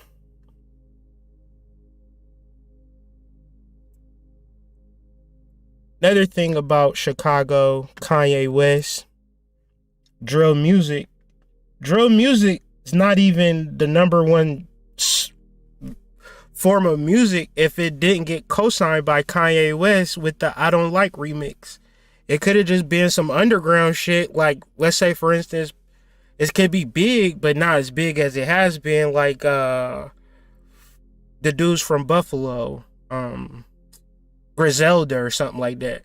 Been some underground hood shit, but here you get Kanye West and Chief Keef to just be like, this is the wave, right?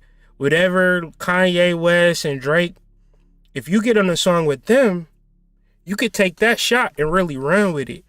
And even deeper, songs like I Don't Like, Love Sosa, none of those songs are, like, none of the drill songs are big like they was back in 2012, right? So it's not like, I say all of this to say, it's not the music. It's the overall sinister, evil energy attached to the music that hypnotizes the youth, that then has the youth do a whole bunch of shit that they wouldn't have normally did unless if they didn't have no guidance and they had the music. That's a perfect combination for hypnotized negative actions. And that's the shit we don't like. So let's deal with the first black president out of Illinois, representing that Chi-Town energy. Africanist President Abraham Lincoln. And they say that the reason that they called him this was because he was trying to help black people get free. I feel like he had melanated energy within his bloodstream. And he was a lawyer, so he had to kind of keep shit at the law level. But see, at the law level is where we get fucked over the most. And Abraham Africanus, his secret life as revealed under the mesmeric influence, mysteries of the White House. Now, all of these energies is deeply related to Pascal, I don't know why I keep saying that, Pascal Beverly Randolph, because of their relationship. And he was gaming them up for 14 years. Like, man, you going to be president. I'm going to teach you this voodoo. I'm going to teach you how to see these evil spirits. And, you know, at a certain point, it worked all the way to becoming a president. But, you know, when you get the game and all of that, you might not ever, like, imagine that they really after you if they ain't got you yet, right? You know, sometimes people can come at you and you can evade it, whatever. But then, you know, you put your guard down, you at a show, you know, watching a show, and niggas come through and backdoor you. You wasn't even ready for it. You thought you was enjoying the show. You just didn't even know and had no preparation, right? But if you know that the goddamn is on site in this war, it's not a point where the war is ever off. And the thing that you must do is talk your shit while you got a chance to talk your shit, because you never know.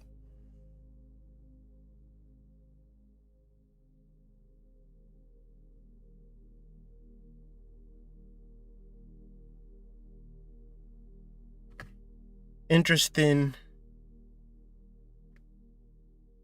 I'm reading this, let's read this because this seemed interesting.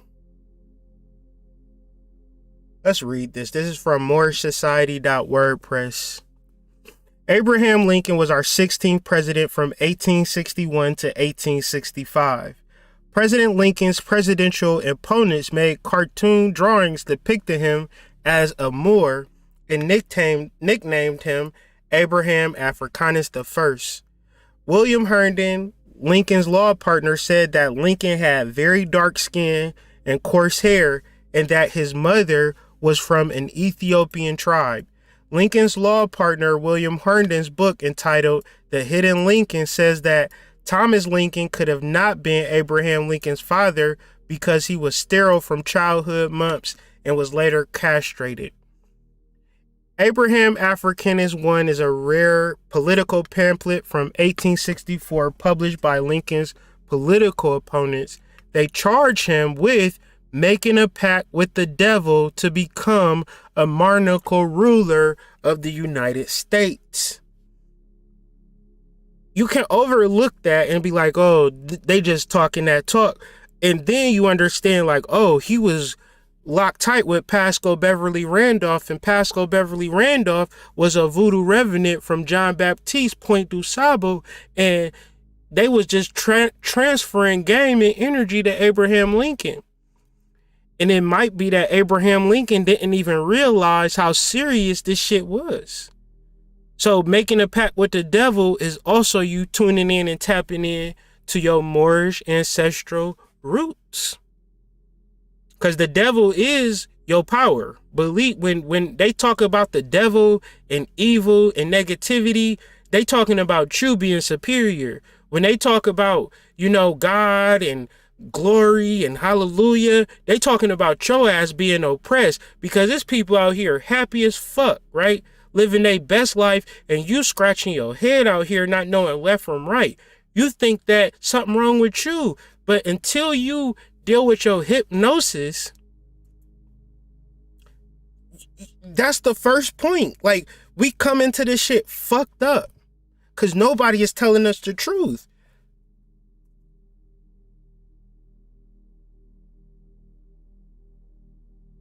I'm trying to find something, and if I can't find it, I'll just tell you. How can you tell if you've been put under hypnosis?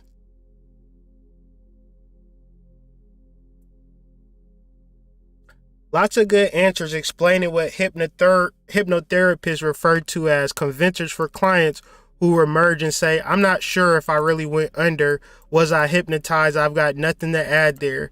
But in your question, no. I'm trying to show it to where it's like,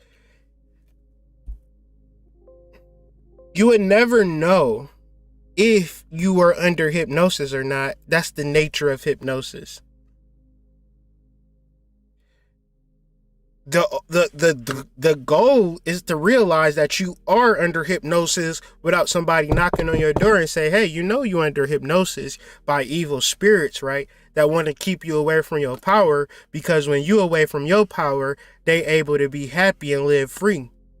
While you sit and feel like something is wrong with you, and yeah, you're right, something is wrong with you. You not tapped in and tuned into your power. So you got your first black president, and that will lead into your second black president. And let's see if y'all can pick up on the clues that he was dropping on here. It is a great honor to be here. A place where Lincoln served, was inaugurated, and where the nation he saved bid him a last farewell. As we mark the bicentennial of our 16th president's birth, I cannot claim to know as much about his life and works as many who are also speaking today. But I can say that I feel a special gratitude to this singular figure who, in so many ways, made my own story possible. In in so many ways made America's story possible. What Lincoln never forgot, not even in the midst of civil war, was that despite all that divides us, North and South, black and white, we were at heart one nation and one people, sharing a bond as Americans that could bend but would not break. So even as we meet here today, in a moment when we are far less divided than in Lincoln's day, but when we are once again debating the critical issues of our time, and debating them sometimes fiercely, let us remember that we are doing so as servants of the same flag, as representatives of the same people, and as stakeholders in a common future. That is the most fitting tribute we can pay, the most lasting monument we can build to that most remarkable of men, Abraham Lincoln. Thank you.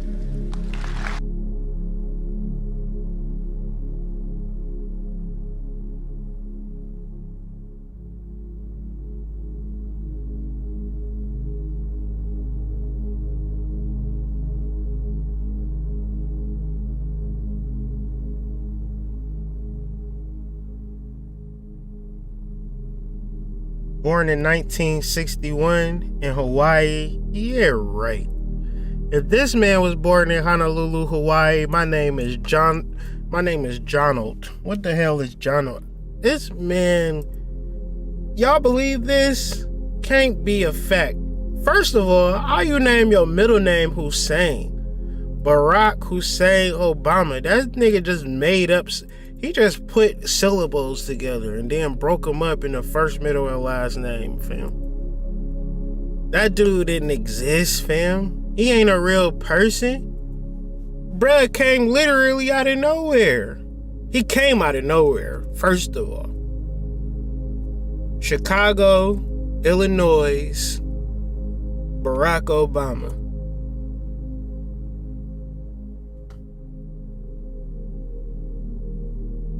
I'm gonna read this, and I'm gonna read this to see if it just makes sense. If it makes sense, I'm gonna leave it alone. But if it don't make sense, I'm just trying to figure out, how do you link this dude to Chicago?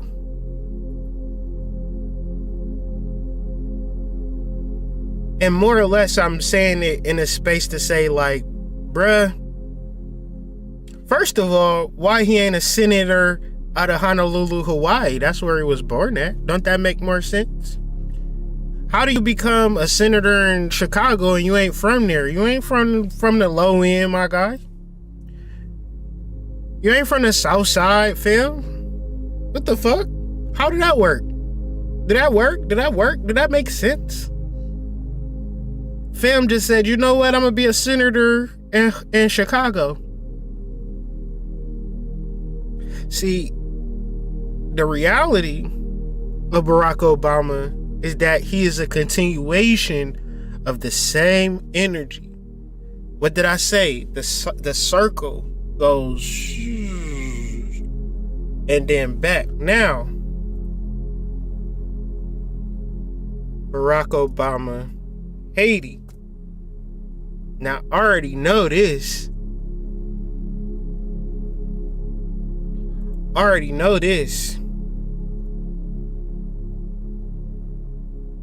Because the Clintons, so you got the Democratic Party, right? It's just a freestyle. The Democrats, the Clintons, because before Barack Obama on the Democrat ticket, because you had the 8 years of the Bushes, but before the Bushes, you had the Clintons, and boy, oh boy, did these mugs love goddamn Haiti. Why they love Haiti so much?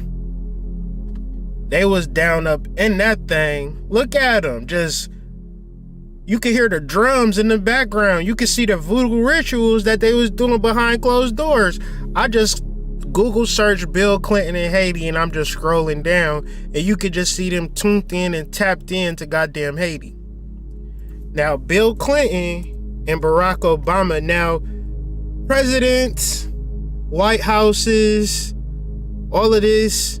The thing of it is that the Loa or the Voodoo is much more powerful than the perceived power of any president or any perceived power of any government. Why? Because energy, you can't, if you fucking shot a person down with 28 missiles, resurrected his body, whatever parts of his body that you could find, burn them, you know, put the parts back together again and somehow kill that person again, the energy, you didn't even kill it, because you can't kill energy.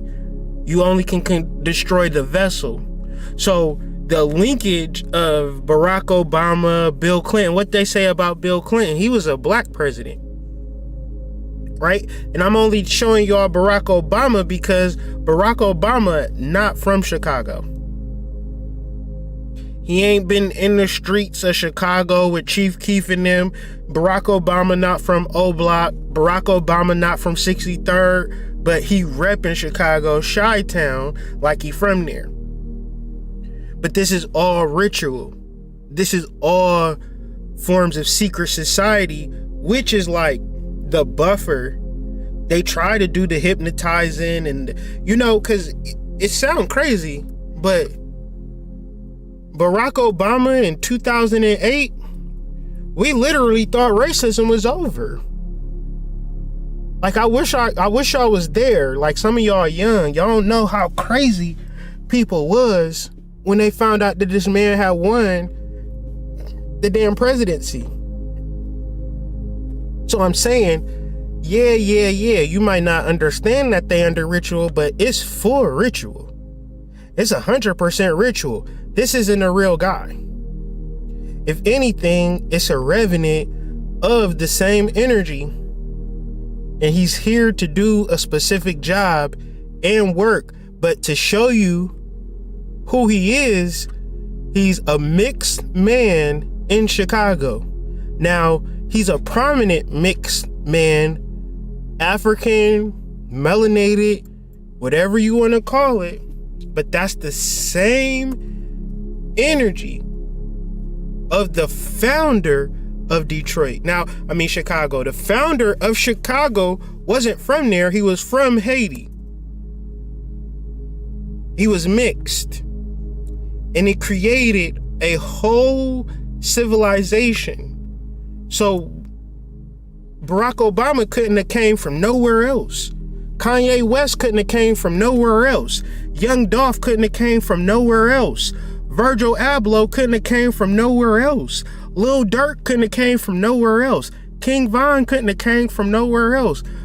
These you gotta go to the Mecca. I don't know what they call it in Islam because I'm not a Muslim, but what do they call it when Muslim homecoming? I don't know what you call it. It's not a jihad. Something else. Making salat? No, that's something else. In the chat. Traveling to Mecca for Muslim. It's called, oh, y'all know, Hajj. What's a Hajj?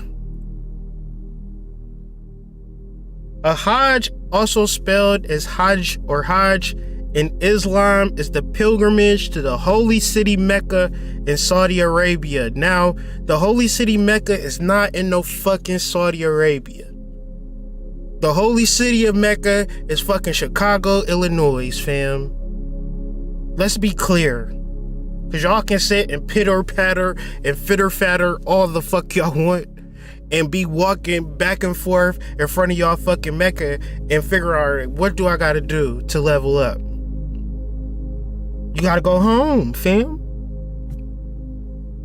Every adult Muslim must make at least once in his or her lifetime. The Hajj is the fifth fundamental Muslim practice and institution known as the 5 pillars of Islam. Okay? So a Hajj is when you go to the holy city of Mecca. So all of these energies, even though they might not be from Chicago, like born, they went there and absorbed themselves in the energy and came out. Kanye West wasn't born in goddamn Chicago, but he don't never rep Atlanta like he rep goddamn Chicago. Okay? Kanye West was in China and all types of places, but he still talk about Chicago.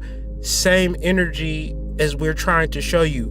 The pure melanated male voodoo priest energy. Have you heard about it? Have you cracked open some books and started doing some magic and stopped complaining? Right? That's kind of the message. So, all right. Because I got to make these connections, because else it's going to just be sounding crazy. Pascal Beverly Randolph. Rosicrucian.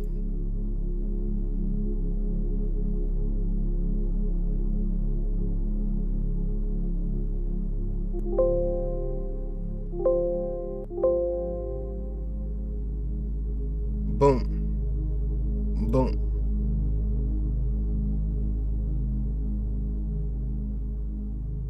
I wish it was someone here that said that he created the first Rosicrucian church or whatever the case may be. Let me read this.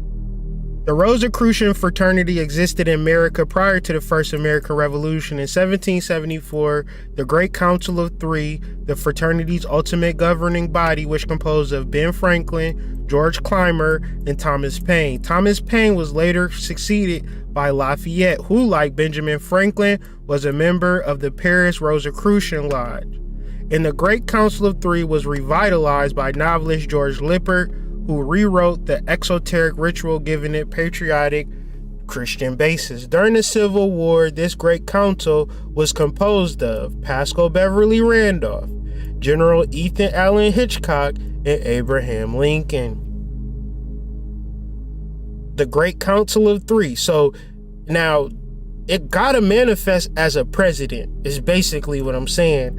But it also gotta manifest as magic. A black man being the president.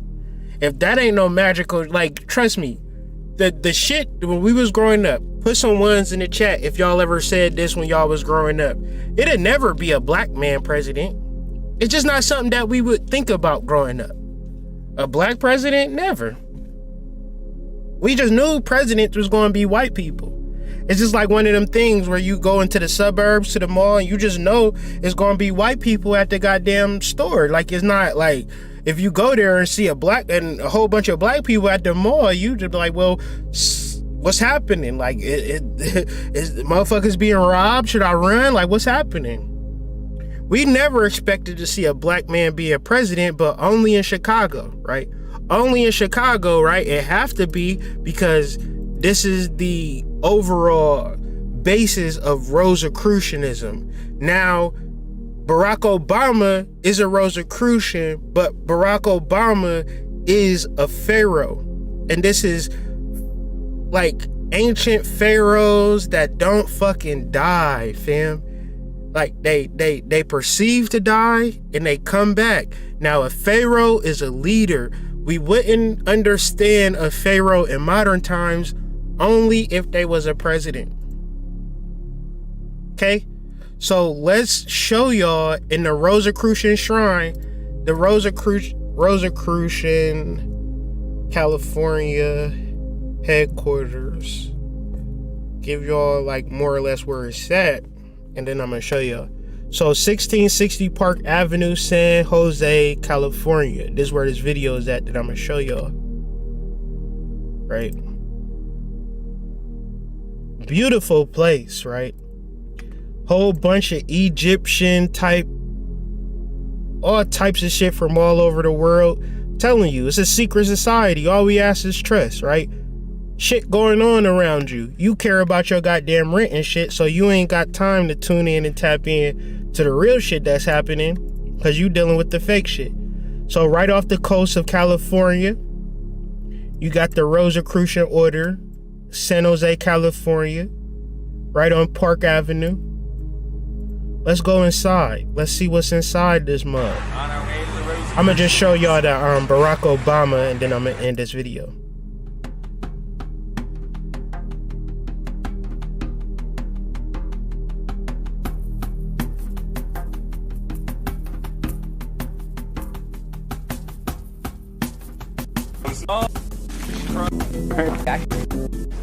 Obama, like, okay, Freeman won. And I went and looked and said, oh my God, this is identical. And everybody's like, okay, Freeman, well, if he's a clone of Akhenaten, why doesn't he have Marfan syndrome, or why doesn't he have a cone head? You know? And lo and behold, if the news did suddenly come out, conspiracy theorists theorize on Obama's head scars. So he has these two major scars that you can see now that he's losing all his hair, as if his cone had been reshaped. Yeah, no way. Yeah, that's all. I didn't know about that. Yeah, FreemanTV.com.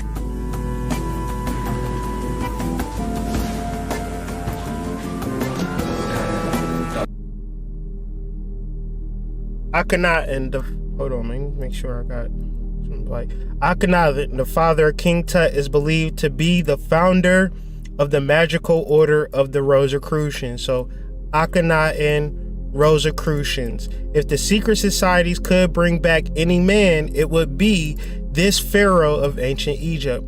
The Rosicrucian Egyptian Museum began with one small artifact, blah, blah, blah, and so forth and so on. So they have a statue of Akhenaten in the Rosicrucian order in San Jose. It's closed right now. It'll be open up tomorrow. If you're in the area, you can go see it. But you'd be hard pressed to say that Akhenaten isn't a clone or avatar of Barack Obama. And of course, you got secret societies and mystery schools that start in Egypt, which lead to Freemasons.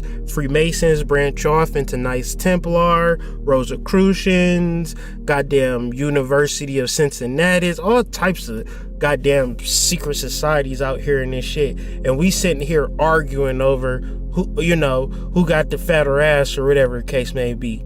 If we ain't setting up secret societies, then we ain't really on shit if you really think about it. So tying up some loose ends, got your man Jay-Z. They fucking bosom buddies, right? Jay-Z and fucking Barack Obama. It could even go so far as to say if Jay-Z wasn't supporting Barack Obama like he was, he wouldn't be fucking president. Jay-Z was very instrumental to Barack Obama being the president of the United States. Because Jay-Z is an occultist, Barack Obama is an occultist, and they are a part of the same Rosicrucian secret society. Now, you don't be just in one. You could be a Freemason, a Rosicrucian, a Knights Templar, a Prince Hall. You could be all of these particular part of these secret societies, but as your role as a secret society member, you have to take place in public rituals. These men's name is not Barack Hussein Obama. Sean Carter's name ain't Sean Carter. You don't know they fucking names. Beyonce ain't fucking from Houston, Texas. These people are not who they say they are. You don't grow up with these people.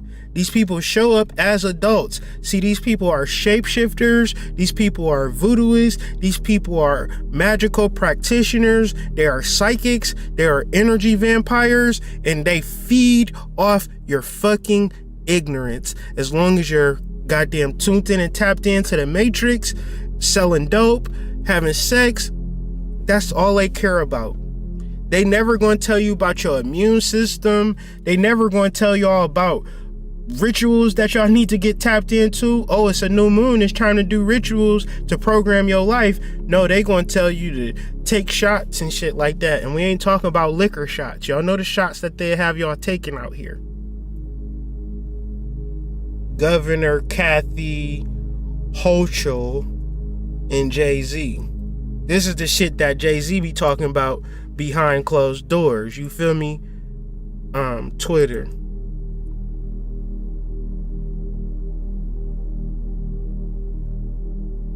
Great meeting with Jay-Z and Roc Nation leadership yesterday to discuss our work to get all New Yorkers vaccinated and to ensure our criminal justice system is a true justice system. Okay, clown. It's clown school right now. You'd be like, oh, he had bars. I like Jigga Jigga my nigga, so he can't do no wrong. That's y'all problem, cause y'all was R. Kelly fans until they start persecuting him. I stopped listening to R. Kelly at the Chocolate Factory when I seen the video.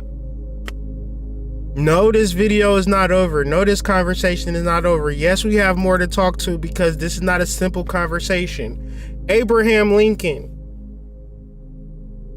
Back to Abraham Lincoln's ass. This right here is where we got to really sit down and talk, because how we identify ourselves is very important. It's some shit that I want to tell y'all about this goddamn article. This article is about Abraham Lincoln in his lawyer days and his vampire hunter days, and he has to represent a Moorish man who is getting tricked out of his inheritance, getting tricked out of his land. And you know how you get tricked out of his land? By calling him black, by calling him a Negro. And he is not a Negro. See, when you call yourself black and you call yourself a Negro, you saying that I'm a slave from Africa and I don't deserve nothing. I'm somebody's property. And you are a child of the Most High, fam. How the fuck you gonna call yourself that? And I'm just saying from how it was going in the courts in 1855. Let's talk about it. One unique slander case Abraham Lincoln argued at the DeWitt County Circuit Court, Clinton, Illinois, in the May of October 1855 involved much more than a defamation of character and suggested that Huck Finn's friend Jim might have reconsidered his plan to escape freedom. In August 1851, William Dungy, a dark-skinned man of Portuguese descent, married a European woman. A family quarrel ensued, which became so bitter that in January 1855, a European claimed throughout community that his brother-in-law, Black Bill, was a Negro. And William Dungy said, oh, hell no, you can't be calling me no damn Negro, fam. I'm gonna take your ass to court. I'm gonna take your ass to court for calling me a Negro, fam. Since 1819, Illinois state laws permitted quasi-slavery and restricted the immigration of free blacks into the state, as northern states passed personal liberty laws granting additional rights to free blacks. Illinois state toughened its stance against them. The 1848 Illinois state constitution required the General Assembly to pass such laws as will prohibit free persons of color from immigrating to and settling in this state.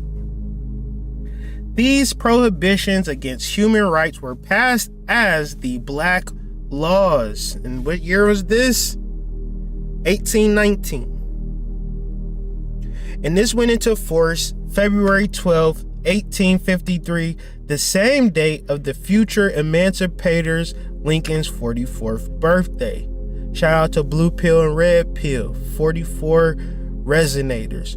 William Dungy faced losing not only his reputation, but his marriage, his property, and his right to remain in Illinois. Section 10 of the 1853 Black Law stated that every person who shall have 1/4 Negro blood should be deemed a mulatto. Shout out to Big Lotto. William Dungy retained Abraham Lincoln to quash the possibility that he might be judged a Negro. I didn't create this document. I'm reading this document to y'all. William Dungy retained Abraham Lincoln to quash the possibility that he might be judged as a Negro. See, y'all niggas will listen to James Brown and say y'all black and y'all proud, but in 1853, you had to get a lawyer to tell a nigga, I am not black. I am not a Negro, fam. Don't put that shit on me, fam. Cause why? You gonna ruin my marriage, take my property, and my right to remain in the state that I live. Abraham Lincoln filed his declaration charging Joseph Spencer with slander.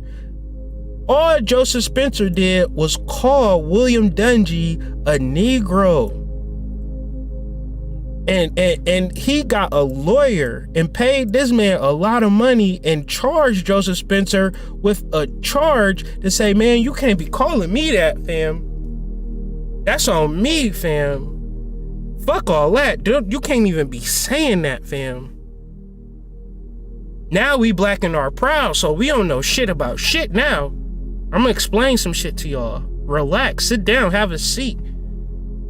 So you can begin to tap into your power and stop being a goddamn fool out here and being used and getting tricked out of just how you identify yourself.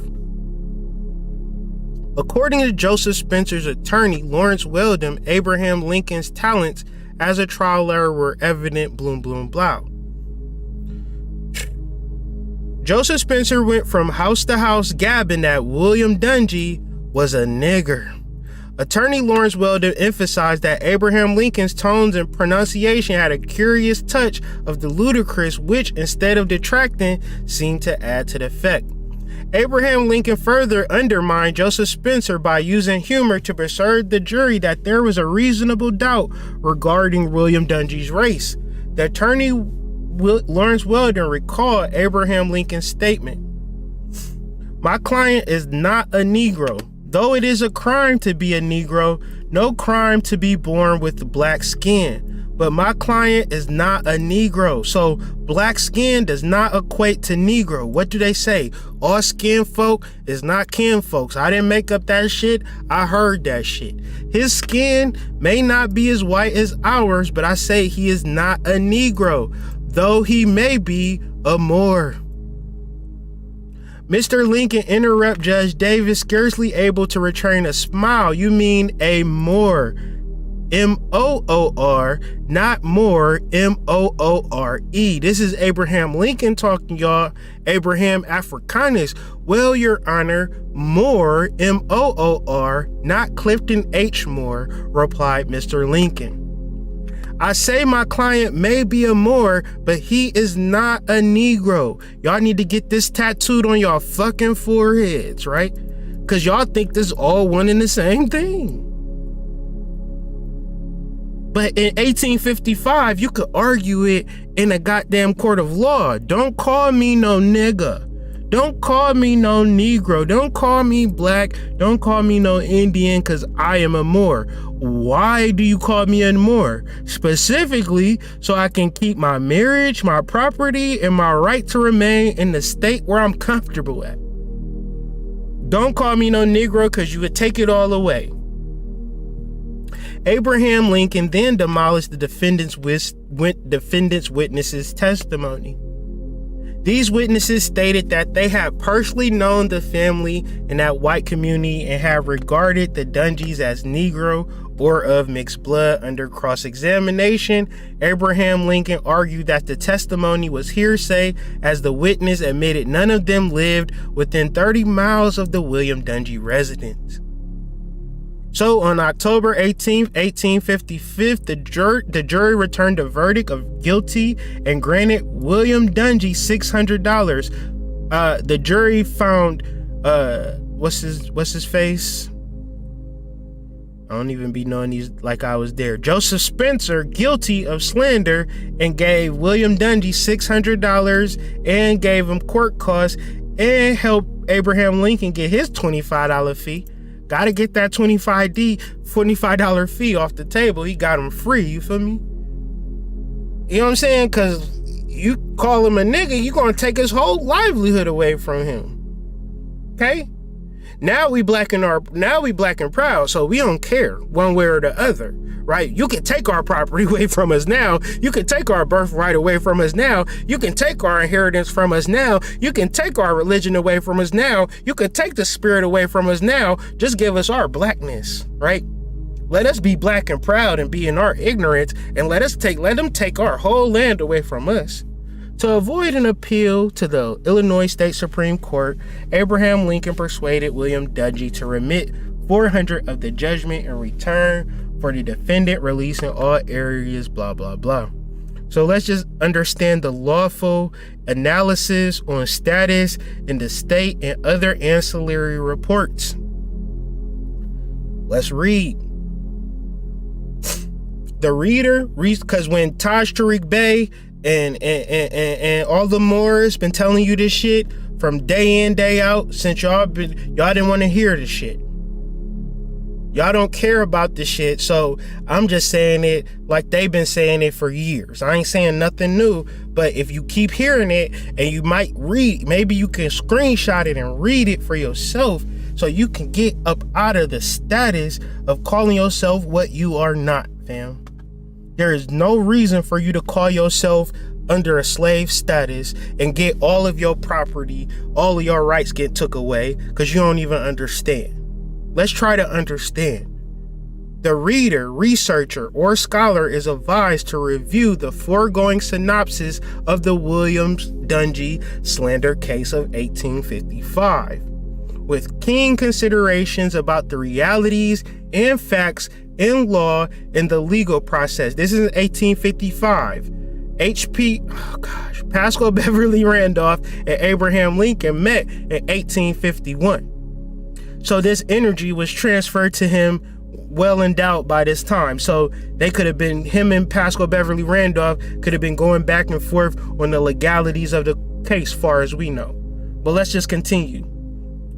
With keen considerations about the realities and facts that in law and in legal process, one's status also determines one's standing and relationships to one's estate. Goodness gracious Lord.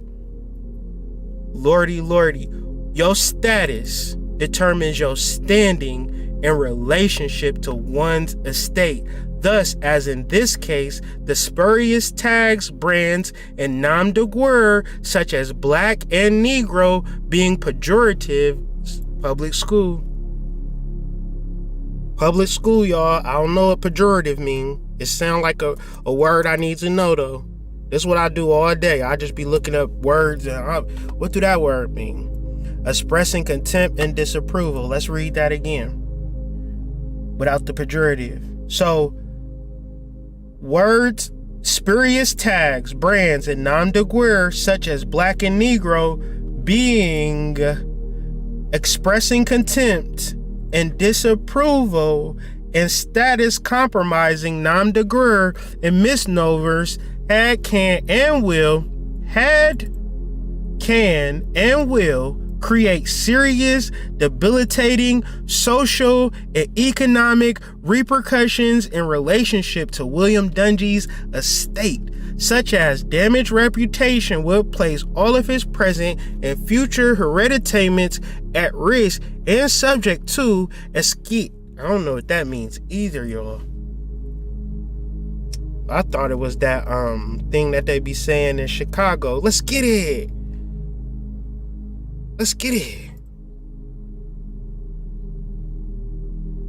The reversion of property to the state or in feudal law to a lord on the owners dying without legal heirs.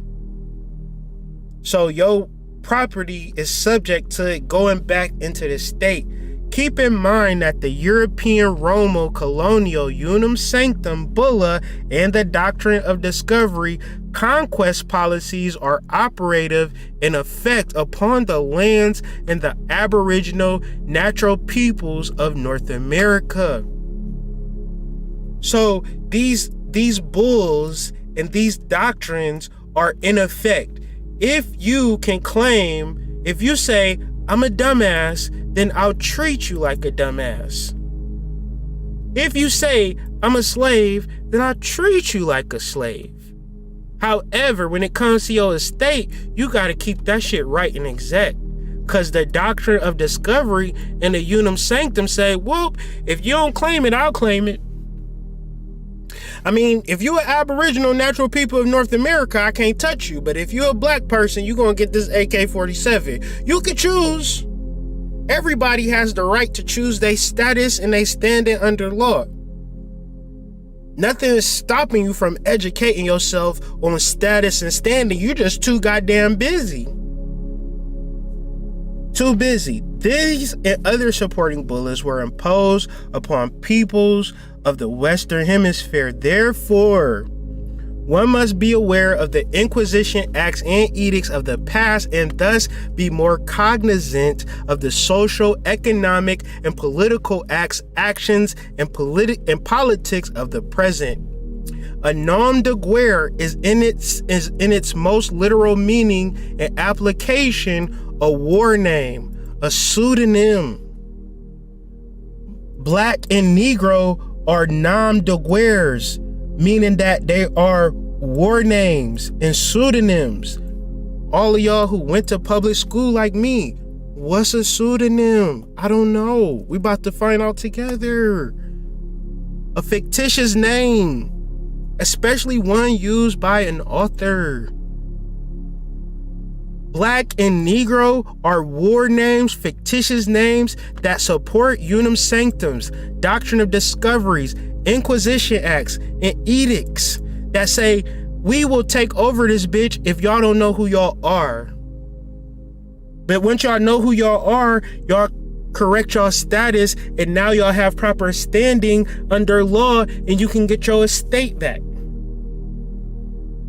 But you gotta know the original estate has to be Chicago, because that's where we know for a fact that a black man founded that mug.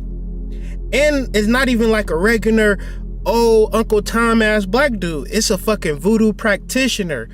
Goddamn saint, he was from Haiti. He turned out to be a voodoo revenant. So obviously, to tune in and tap into your ancient status beyond some law, spiritual status would bring you into your loa, which bring you into your power, which brings you into your Moorish status, whether you like it or not, whether you agree with it or not.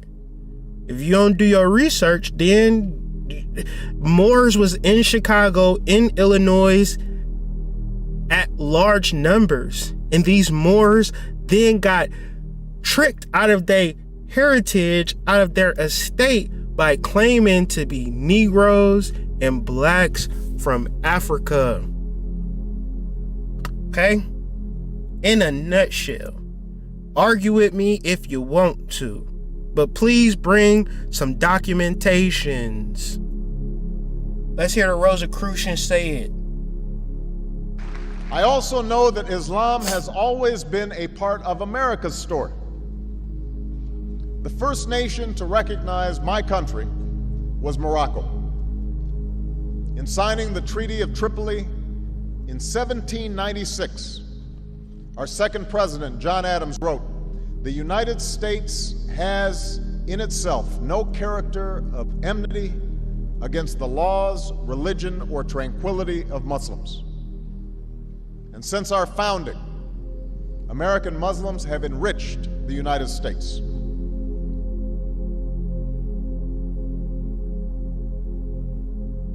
And before we was, black and Negroes, we are American Muslims, and that's just the facts. That's just the reality of it. I was raised in the church. I don't know much about too much of shit. I'll just be doing my studies like anybody else. So now we got to open up our minds to the Moorish Science Temple of America and Noble Drew Ali. And then say, okay, what was Noble Drew Ali talking about then? And why did Noble Drew Ali, who not from Chicago, wasn't born in Chicago, but said, you know what? We're going to start this thing. We're going to have the Mecca be in Chicago. Why? Because he was a revenant. He was a revenant. He was the same energy, and the same message gets toned over and over and over again because we don't understand, fam. We don't get it. And then we got these conscious people to say, you know what? It don't even fucking matter about your nationality. It don't matter about your status. All you got to do is join my class for $15.50. All you got to do is walk in the crossroads butt naked and give offerings to Ishu, and you'll be straight. a state of schmate, standing schmanding. You don't need to research and spend time and get a Black's Law dictionary and study law and things of that nature. You don't need that. You just need to sign up for my class and listen to my mumbo jumbo. Let me beat your eardrums up for a little bit and then you will be saved. The Moorish Science Temple, U.S. religious movement founded in Newark, New Jersey, or New Ark, New Jerusalem, in 1913 by Timothy Drew, known to followers as Noble Drew Ali, and also as the Prophet. Drew Ali taught that all blacks were of Moorish origins but had their Muslim identity taken away from them through slavery and racial segregation. He advocated that they should return to the Islam of their Moorish forefathers, redeeming themselves from racial oppression by reclaiming their historical, spiritual heritage. He also encouraged use of the term Moor rather than black and self-identification. Many of the group's formal practices were derived from Muslim observances. Rigorous obedience to the Prophet's regulations was required and certain foods were forbidden. Can't be eating pork, beef, and chicken talking about you a holy person. You eating the food of the oppressor. You look at a chicken, you don't think, let me eat this chicken. It don't got enough meat on it, fam. You gotta kill too many chickens. Every restaurant got chicken. Every grocery store got chicken. Every restaurant, every grocery store, you mean to tell me is that many chickens out here? Or is chickens cloned and you eat chickens so you can be violent towards each other? You violent in your relationship, violent in your families. Why? Because chicken are violent animals. You ever heard of cockfighting? Now you got girls fighting in the clubs. I'm sure they ate chicken before they went to the club or afterwards. Y'all eat chicken like it's good or it's sustenance. It's nothing but sodium. So of course you're not supposed to eat this goddamn food that the goddamn oppressor put out. You ain't able to even think straight. You want to fight more than you want to love. Love lieth at the foundation of all creation. You don't love your goddamn intestines. How you gonna love your life? So many people die from colon cancer and goddamn high blood pressure and heart disease because they eating the meat. But I digress, right? The group's sacred text was the Holy Quran, which was distinct from the Quran of Orthodox Islam, which members considered to have been divinely revealed by Allah to Drew Ali. The work begins da-da-da-da, boom, boom, boom, bow, bow, bow. Drew Ali moved his organization several times and ultimately settled in the mid-1920s in Chicago, where he found success. He died under mysterious circumstances during a period of internal strife, and the Moorish Science Temple of America split into several factions. The Nation of Islam grew out of contested secession to Drew Ali and became a separate organization in Detroit. Several men claimed to carry on the spiritual lineage of Noble Drew Ali, found similar organizations, so forth and so on, but the real Noble Drew Ali, like the real Jean Baptiste Point du Sable, like the real Pascal Beverly Randolph, exists in this moment. You don't kill energy, fam.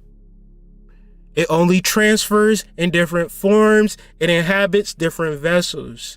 So you got the brothers standing up in their truth all over the world, claiming Moorish Science Temple, following the words of the Prophet. Just because you're not doing it, don't make it invalid. See, I always say, because you don't believe something, because you don't know something, this allows you to go to sleep at night. I want you to not be so relaxing in the facts of you being ignorant of your history. I don't want you to be comfortable being ignorant. I ain't trying to talk all this time about this energy so y'all could be fucking comfortable in y'all ignorance. I want you to research the Prophet. I want you to come to your own understanding, and I want you to say, does this vibrate with me? Does this resonate with me? Or does that resonate with me?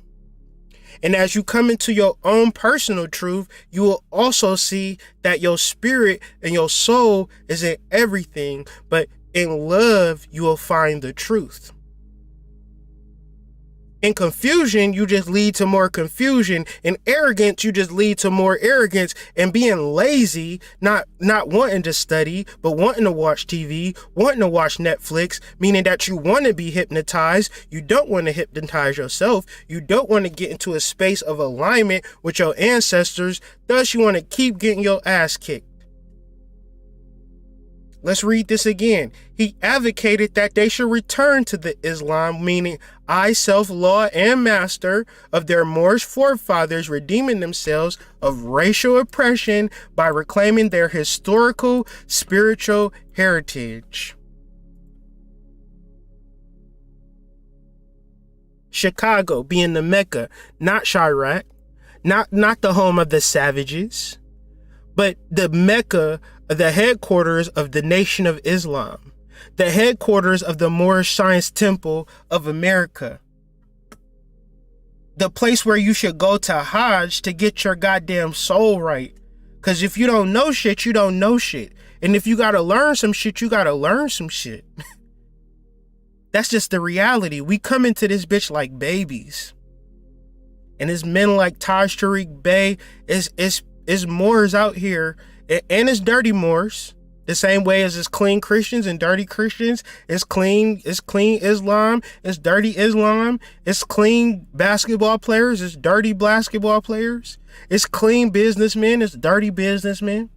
It's clean teachers, it's dirty teachers. It's clean psychic people, it's dirty psychic people. That's just the reality. You know how to get to the point of purity, the point of true magnetization. If you are sincere, if you are righteous, then you'll know who's real and who's right and who's wrong. It starts with you. But I'm just laying it out. Ain't no other place to Mecca out here in these streets. And that's just the reality. So,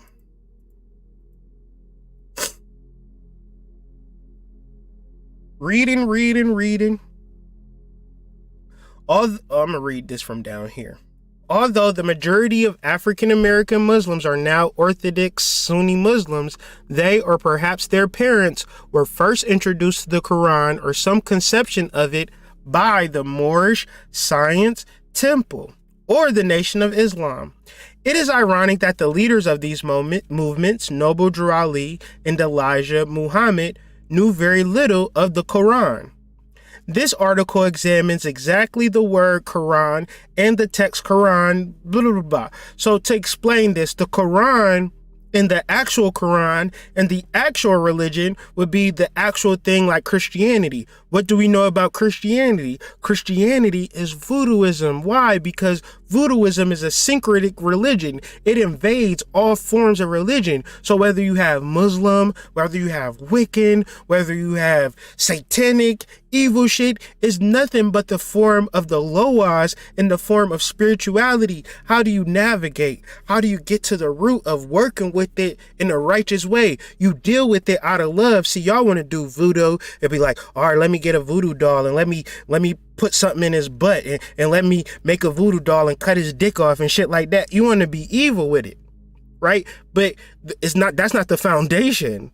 Love is the foundation. So it's easy for me to be spiritual because I started off with love. My first blog site was Love Overcomes Everything. It was an acronym, Love, L-O-V-E. Love overcomes everything, right? So it was like one of those things for me where love led me to all of this information. I love my wife. I love my children. I love y'all. And that's why I want to provide y'all high quality scholarly research and not fucking talk y'all to death on bullshit. I want y'all to be like, all right, I need to figure out what the fuck this voodoo shit is and how do I can tap into it. You start off with love. Don't look at it as evil and negative, because now that ain't even the purpose of it. You got to start at your foundation and build yourself up. You are a voodooist. You do have the power. It's in your blood. It's in your veins. But you got to be righteous and sincere with the downloads, and they'll come to you. So you got Kanye West, you got Drake, and the reason I even did this occult investigation into Chicago and the roots of Chicago is because they did the Free Larry Hoover concert with Kanye West and Drake. They stopped their beef for the Free Larry Hoover concert. And I said, oh shit, they doing a real live ritual for that. See, I didn't know much about Larry Hoover. I didn't know much about Jeff Ford. But I was like, why in the hell is they doing a big ass concert to free Larry Hoover? Now, Chicago, Kanye West is from Chicago. Larry Hoover is from Chicago. Well, he from Atlanta, but he rep Chicago. Drake, the concert was a Kanye West concert with Drake as a special guest. So it's mainly a Kanye West concert in honor of Larry Hoover, but Spirit said, they focus on Larry Hoover. That's the smoke screen. You got to tune in and tap into Jeff Fort. And I said, all right, why tap in and turn into Jeff Fort? Comes to find out, Jeff Fort ain't even called Jeff Fort no more. He called El Rukin, and he's a Moor. But let's just get into the history of it, and then I'll make more sense of it. Jeff Fort, born in 1947, known as Abdul Malik Kaaba, was the co-founder of the Almighty Black Peace Stone Nation of Chicago. In 1987, he was sentenced to 186 years in prison for planning to commit terrorist attacks in the United States for exchange for $2.5 million in weapons from Libya. Now, Libya is, if I'm not correct, I went to public school and I got bad memory. Libya, Muammar Gaddafi. Because they took Muammar Gaddafi out. You know who took Muammar Gaddafi out? Barack Obama, Hillary Clinton. She was happy, Jack, when he got took out, Muammar Gaddafi.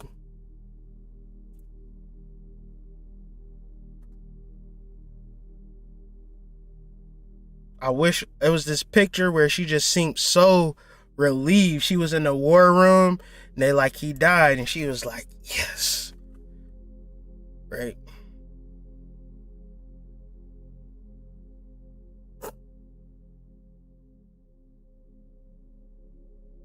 Libya's ongoing destruction belongs to Hillary Clinton more than anyone else.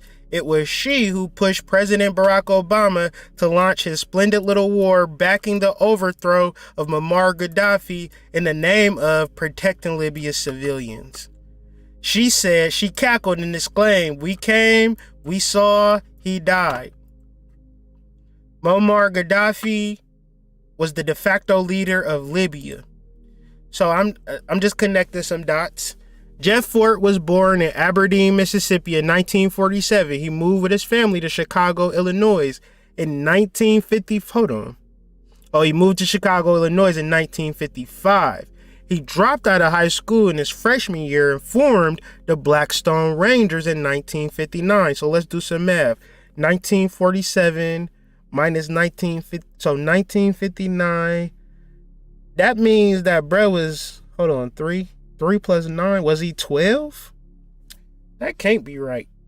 They be killing me with this math. 1959.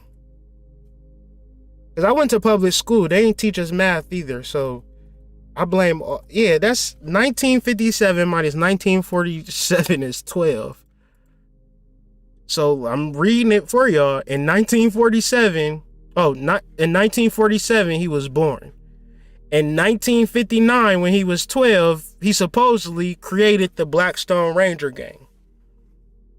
He was nicknamed Angel for forming alliances and solving disputes with other gangs. And by the mid-1960s, he assembled a coalition of 21 gangs with 5,000 members. involving the gang and community and political activism. In 1967, Reverend John Floyd created the Grassroots Independent Voters of Illinois group. In 1969, he was invited to President Richard Nixon's inaugural ball. So he was born in 1947. By the time he was 22, he was sitting with the President of the United States of America because he was such an impressive gang leader. You got to really make this shit make sense, because at that same meeting that he met with the president and the money that they gave him, they used that to then imprison him. Because how in the hell do you be a little dude gang leader in Chicago and then end up linking with Libya, getting 2.5 million of weapons, and then planning to commit terrorist acts? How do that make sense to y'all? Now, the reason that it makes sense, I'm going to just give it away. He was a psychic. He was an energy. He was a voodoo revenant that had psychic powers. And his psychic powers is so deep and so powerful. He in jail right now, but he's still organizing and he's still keeping energies in line. Because the thing about energy is that you cannot kill it. The Stones gained control of Vice in the south side of Chicago, and they engaged in robberies, blah, blah, blah, blah, blah. During his time in prison, he converted to Islam and assumed the name Prince Malik. After the release from prison in 1976, he moved to Milwaukee and renamed his gang El Rukin, Tribe of the Moorish Science Temple. Right? So I'm saying all of this to give you a backdrop. So the reason why they going free, have a whole concert to free Larry Hoover, but won't say shit about Jeff Fort. And the reality is that Jeff Fort and Larry Hoover are contemporaries. Even deeper, Jeff Fort might be a slightly more powerful than Larry Hoover. We're not comparing power, and I'm sure they represent one gangster nation, but at the same time, you're not going to give this man no shine, because if you give him shine, you also giving shine to the Moorish Science Temple of America, and this is what they don't want, because now you got young black energies talking about status and standing and getting their estate in order. They rather have y'all shooting at each other in the streets, rather y'all in law talking about what y'all are owed and what y'all demand and what y'all declare by being children of the Most High. So the gangster disciples of Larry Hoover, I'm just bringing this to your awareness because the symbolism, the six-pointed Star of David in the rakes or the Neptunian forks only indicate an Atlantean influence. See, these are Poseidon's forks, and these tridents represent the tool or the weapon of Poseidon. And Poseidon was the father of Atlas, Atlas being the king of Atlantis. So when you're talking about this energy, when you're talking about Atlanteans, of course that the Atlanteans exist, but it's not like they'll metamorphosize into some being, more than it is that they are psychic entities that have a high energy of psychic powers that have then been turned against them to now they are gangsters. Now they are threats to society. Now they are here to cause destruction. When you talk about it in Chicago, they say that the youth don't tune in and tap into David Barksdale, don't tap into Larry Hoover, don't tap into Jeff Fort, and they can wear the symbolism and colors all day. They on their own mission. However, then the concept would be, if they were to listen to Larry Hoover, if they were to listen to Jeff Fort, it might be a completely different entity. And so I said last week, well, my last Truth is Stranger Than Fiction, I said that young Dolph was from He was born in Chicago, but was representing Memphis. Interesting thing here, the gangster disciples first emerged in significant numbers in Memphis, Tennessee in the 1980s. I only say that to say that's an interesting connection, but I'm pretty sure that young Dolph was claiming that Crip life, like Nipsey Hussle. But gangster shit, schmankster shit, interesting stuff. I just kind of wanted to show this part to say, like, you know, that Free Larry Hoover ritual was a real live ritual, but it's more of free the energy. And not only free Larry Hoover, but free Jeff Fort too. Why we can free Larry Hoover, but we can't free Jeff Fort? That's just my thing. And I'm just saying, if you want to free Larry Hoover, if you want to free Jeff Fort, if you want to free all the political prisoners, then free them all. Don't pick and choose who you going to be freeing out here in these streets. Because honestly, man, if you do your research and do your study, Jeff Fort is a powerful energy that shouldn't be ignored. He shouldn't be hidden. Hidden in plain sight, actually.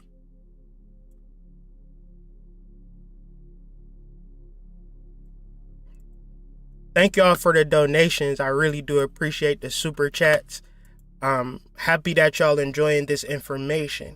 Now I have one occult breakdown one occult investigation in the roots of Chicago. And this, of course, is a part one. I can talk about more stuff, but I've been talking for a long time already. But I just want to give in this one part, you know, I've been channeling Jean Baptiste, Point du Sable. I've been channeling Pascal, Beverly, Randolph. I don't necessarily know if I've been channeling Noble Drew Ali, but I for sure have been channeling Kanika Jenkins for the past 2 years. And I've been wanting to tell y'all this, but it's kind of like, maybe I have told y'all this before. For those who have heard it before and for those who haven't, I'm going to just say it again, you know, because Kanika Jenkins represents the youth of Chicago, and the youth of Chicago are being killed wholesale, and we just stand around and we don't say nothing. We don't do nothing. We let them have their phones. We let them be killed. We let them, you know, be fucking ignorant, and mainly because we don't know nothing ourselves. And the reason that we don't know anything, because maybe we can't perceive that we are psychic entities. We are psychic beings here from a different form of life, and we don't have to deal with the matrix.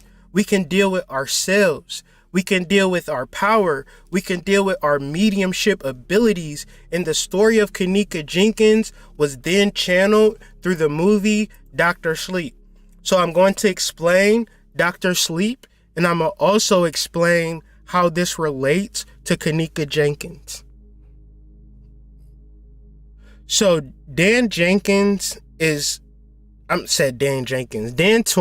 in the movie Dr. Sleep is the main character. He is traumatized from his family's 1980 ordeal at the Overlook Hotel. Is guided by the ghost of Dick Halloran, which is a Moorish man. And he is guided by the ghost to capture the ghost of the Overlook in lockboxes. In 2011, he becomes an alcoholic to suppress his shining. Shining is psychic forces. All my melanated people have shining, but they suppress it through alcohol, drug usage, sex, media, and just overall lustful endeavors. All of your lustful activities are to suppress your psychic power. So when the drill rappers is toting the 30, popping Xannies, it's to suppress their psychic abilities. When they want to do a drill on the ops, it's suppressing their psychic abilities. We need to start looking at it for what it is. So Dan, he moves to New Hampshire, he goes through the AA, and he meets another person named Billy Freeman. And he works at a hospice, and he comforts dying patients who nickname him Dr. Sleep. Meanwhile, the true knot, a cult of psychics led by Rose the Hat or Rose the Cross. Now, what movies do, they reverse the roles. So obviously, Dan Torrance is the cult. He is the psychic. He is the head psychic. He just don't know it. Why don't he know it? Because he suppresses his shining through alcoholism. We can refer to what our vices are. Why do we have our vices? So we can suppress our psychic abilities. Right? So, and the way that these energies and these evil, what's the word I'm looking for? Anunnakis exist is they absorb the psychic energy from our youth.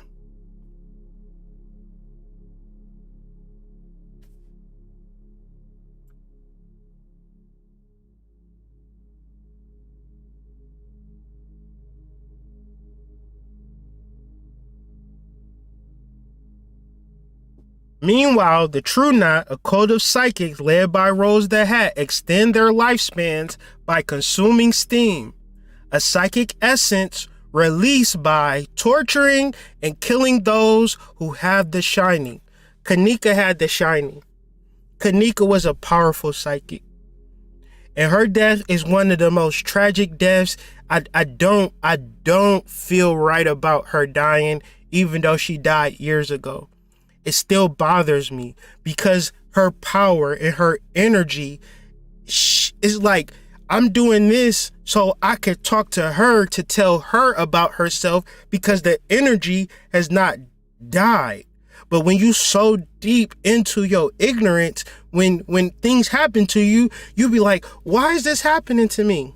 I don't deserve this. And you stay stuck in that as opposed to understanding your true psychic ability. So the true knots is not the negative energies. The true knots are me and you. The movie shows it as negative energies to be more of, they can't tell you the truth. The good has to be bad and the bad has to be good. In 2019, the true knots are starving as steam has become increasingly rare. So at this particular time before COVID, we was creating, whether we knew it or not, a peace on earth.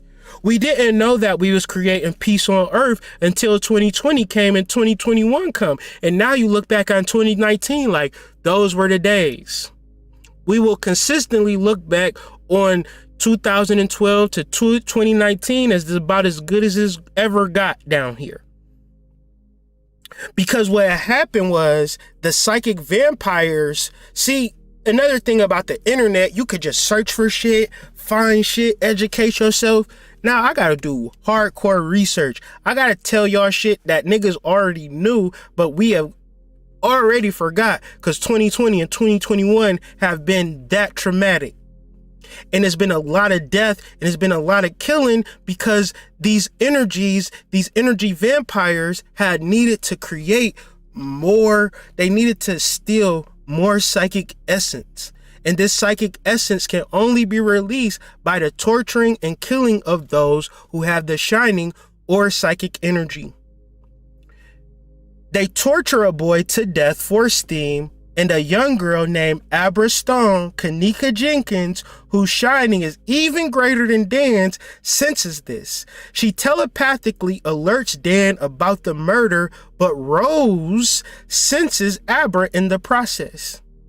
Rose projects her consciousness across the country and infiltrates Abra's mind, but it is physically injured by a psychic sends the remaining members after her for steam. Now, y'all gotta watch the movie Dr. Sleep, but for those who haven't seen it and won't see it, you gotta create traps for people that's trying to get you.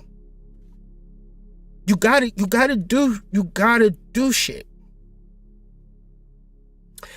Like, you gotta be fierce. You gotta be a monster. You gotta be you gotta be my man from Belly. What's my man's name from Belly?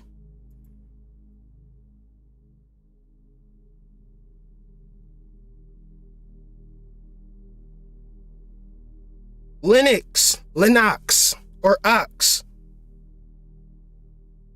Right? You gotta be my mans.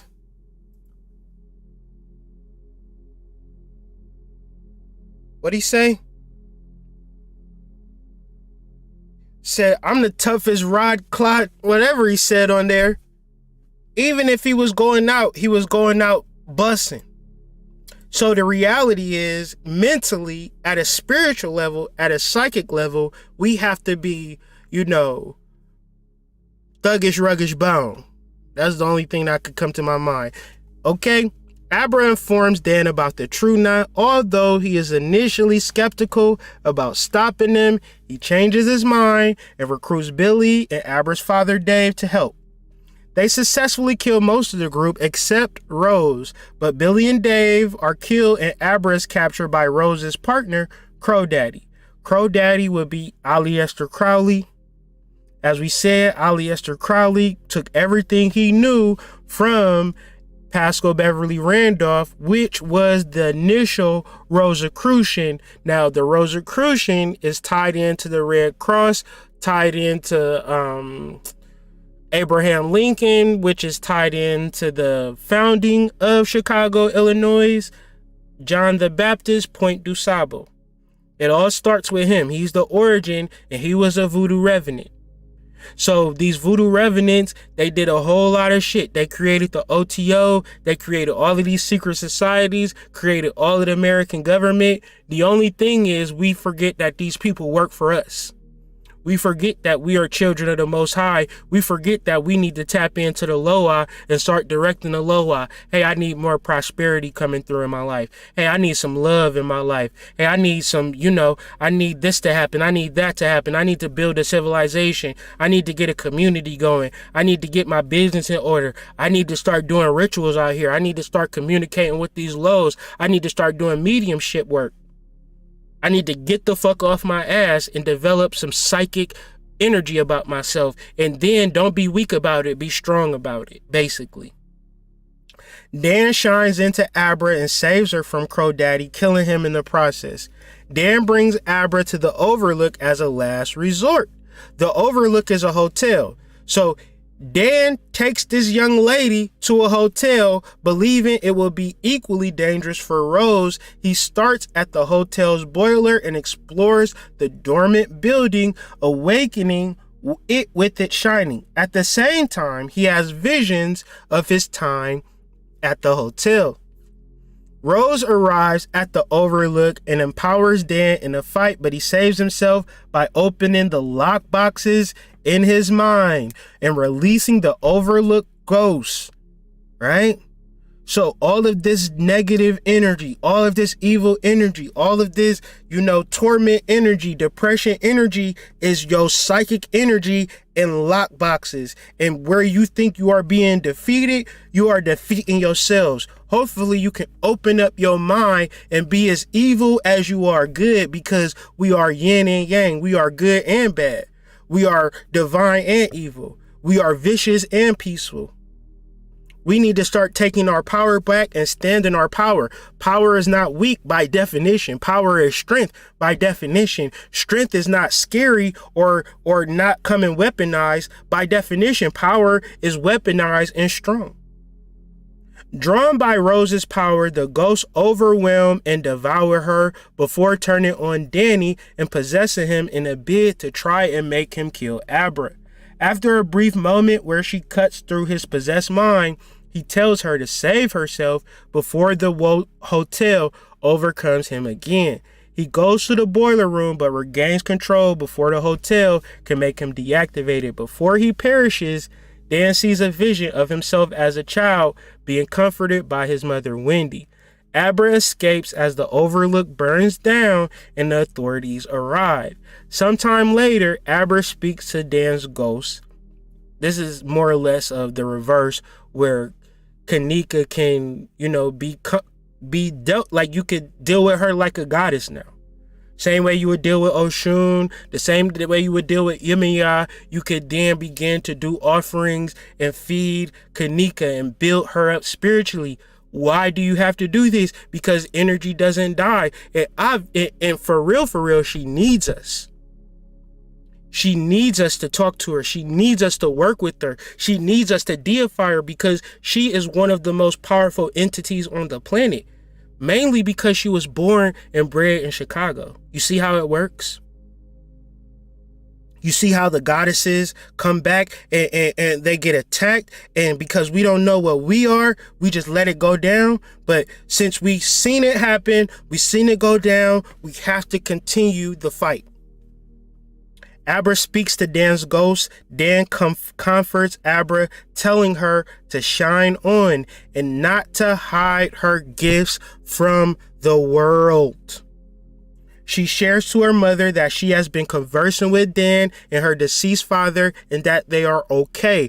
Why? Because energy doesn't die.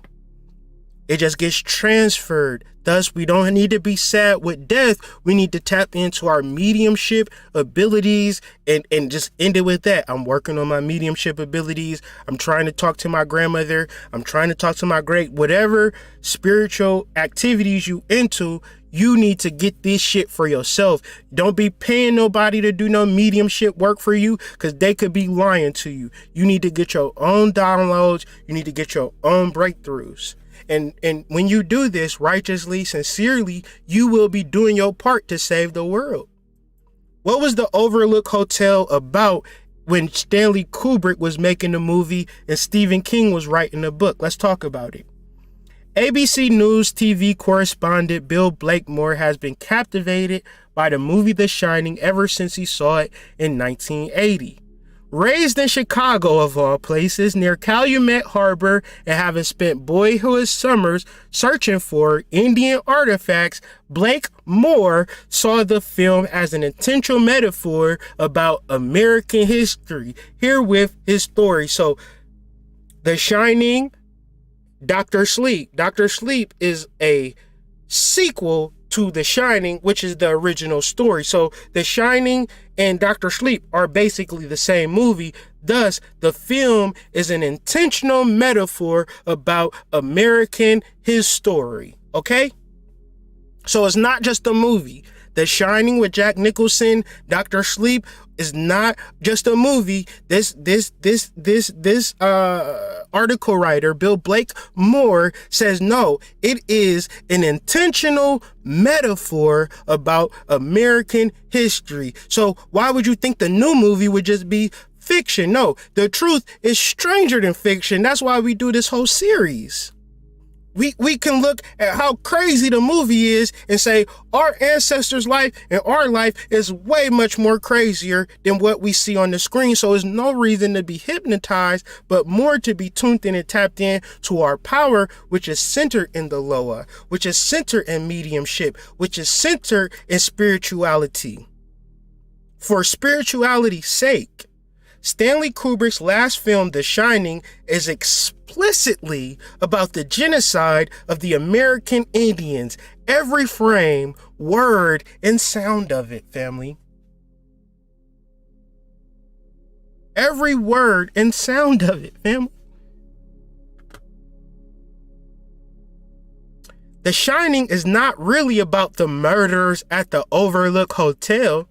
It's about the murder of a race of Native Americans and the consequences of that murder. You don't just get to take people out and act like, okay, well, they dead now, so we can continue to live life. Let's figure out, do you want to put a patio on the deck this year, honey? We need to you want to get a pool this year? Oh, you know what? I spent all of this extra money. I got Jimmy and Becky. They signed up at the swim club.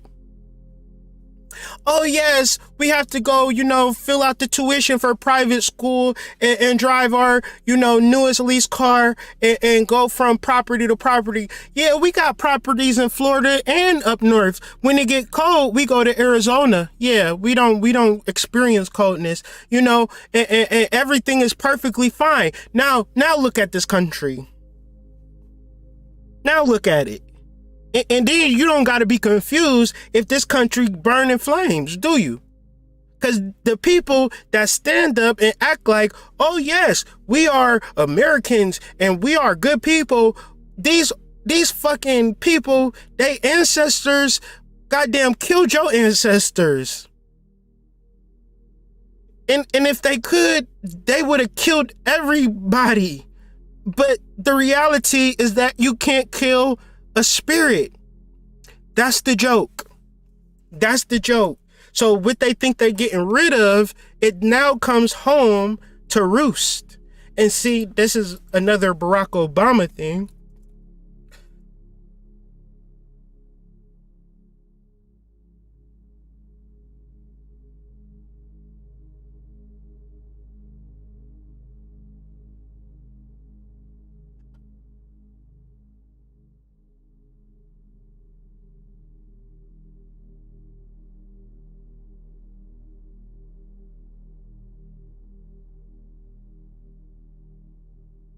And this is from somebody in Chicago, Reverend Jeremiah Wright. Where he at right now?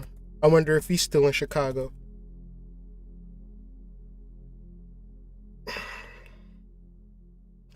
Jeremiah Elvester Wright is a pastor emeritus of Trinity United Church of Christ in Chicago. Okay, what did he say? Don't take my words for it. Take his. Because I just be saying anything. You know I'm a YouTuber. We don't got to do no research and shit like that. Listen to a pastor say it. Maybe it hit different. The government gives them drugs, builds bigger prisons, passes a 3-strike law, and then wants us to sing God Bless America. No, no, no. God damn America. That's in the Bible for killing innocent people. God damn America for treating our citizens as less than humans. God damn America for as long as she acts like she is God and she is supreme. We bombed Hiroshima. We bombed Nagasaki. We nuked far more than 1,000 in New York and the Pentagon, and we never batted an eye. We have supported state terrorism against the Palestinians and Black South Africans, and now we're indignant because the stuff we have done overseas is now brought right back in front of our own front yards. America's chickens are coming home to roost. Okay?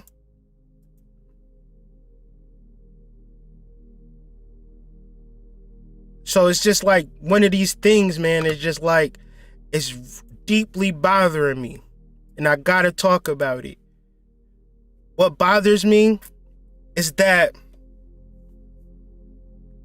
this is from Voices of the University of Chicago.edu.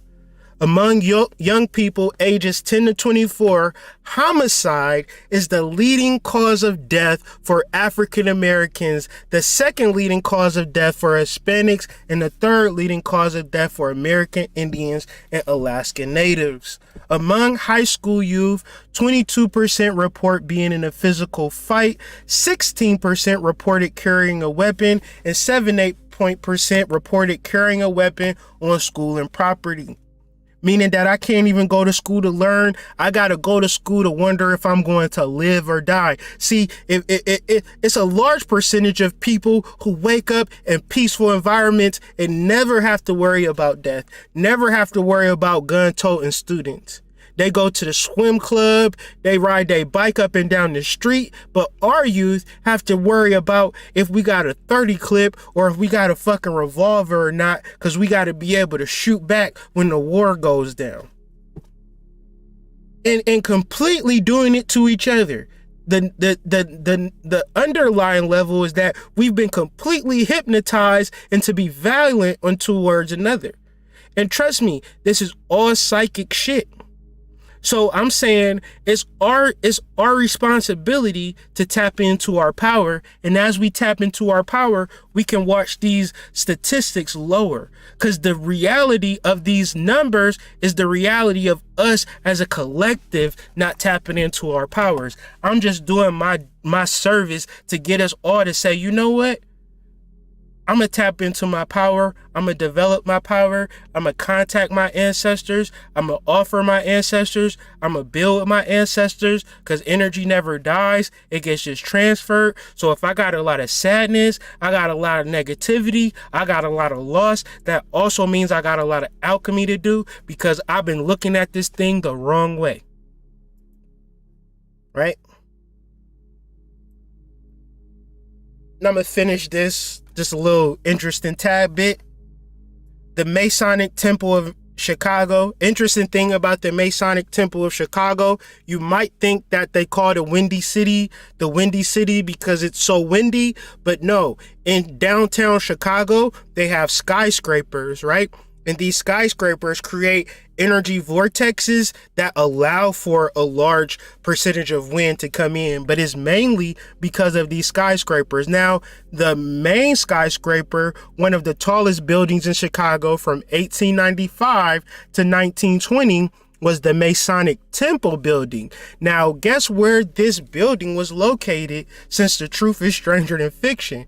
Designed by the firm Burnham and Root, it was built at the corner of Randolph and State Streets, giving honor to the energy of Pascal Beverly Randolph, which would give honor to Jean Baptiste Point du Sable, the Voodoo revenant who founded the city of Chicago. The building rose, right, 21 stories, as you know, Rosicrucian energy, right? And honestly, the Rosicrucian being a secret society for melanated people and even if it is other energies and entities that are in the Rosicrucians, these entities and energies are mere custodials. They hold the energy until the children of the Most High are ready to reclaim their status, their energy, and their rituals, and their community, and their foundation, which is love. Love has got us this far, and love will get us even further, but we must clad ourselves, armor ourselves with the energy of love. We'll begin to decode and see these types of fucking rituals before they happen, and reverse these rituals and bring the power back into our own hands. I hope that y'all enjoyed this transmission. This was a huge psychic ordeal. You know, I had a huge headache that I was trying to go home and go to sleep, but the headache kept getting worse. It said, until you share this information, your headache is going to get worse and worse and worse. And so as soon as I started doing this video, my headache went away. So I'm just happy for that. I'm just ready to go home and eat some dinner with my wife, see my children. I thank y'all for, sticking with me. Let me know if y'all enjoyed this. Give me some feedback. I'm going to read the chats. Let me know what y'all thought of this presentation. I don't think I can read the chats right now.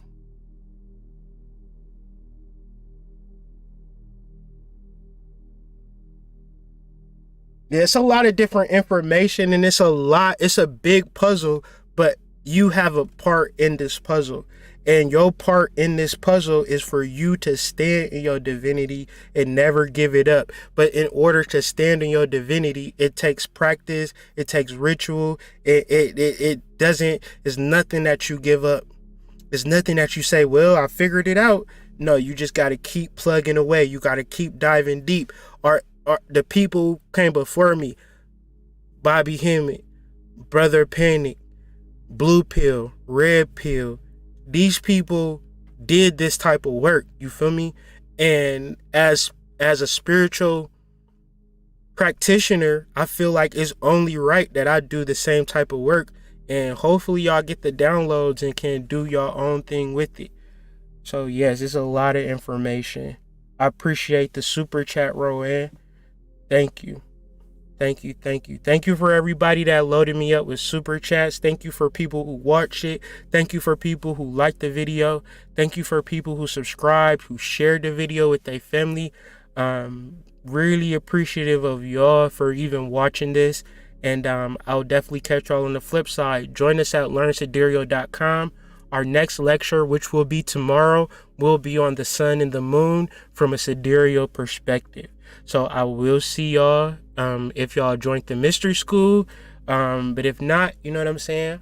I'll be doing more videos. So y'all tune in and tap in. And comment some interesting stuff that I should start researching. I want to get some more research topics so I can come up with another occult investigation for y'all. But I want to do something for y'all. So comment on this video some things that y'all want to see.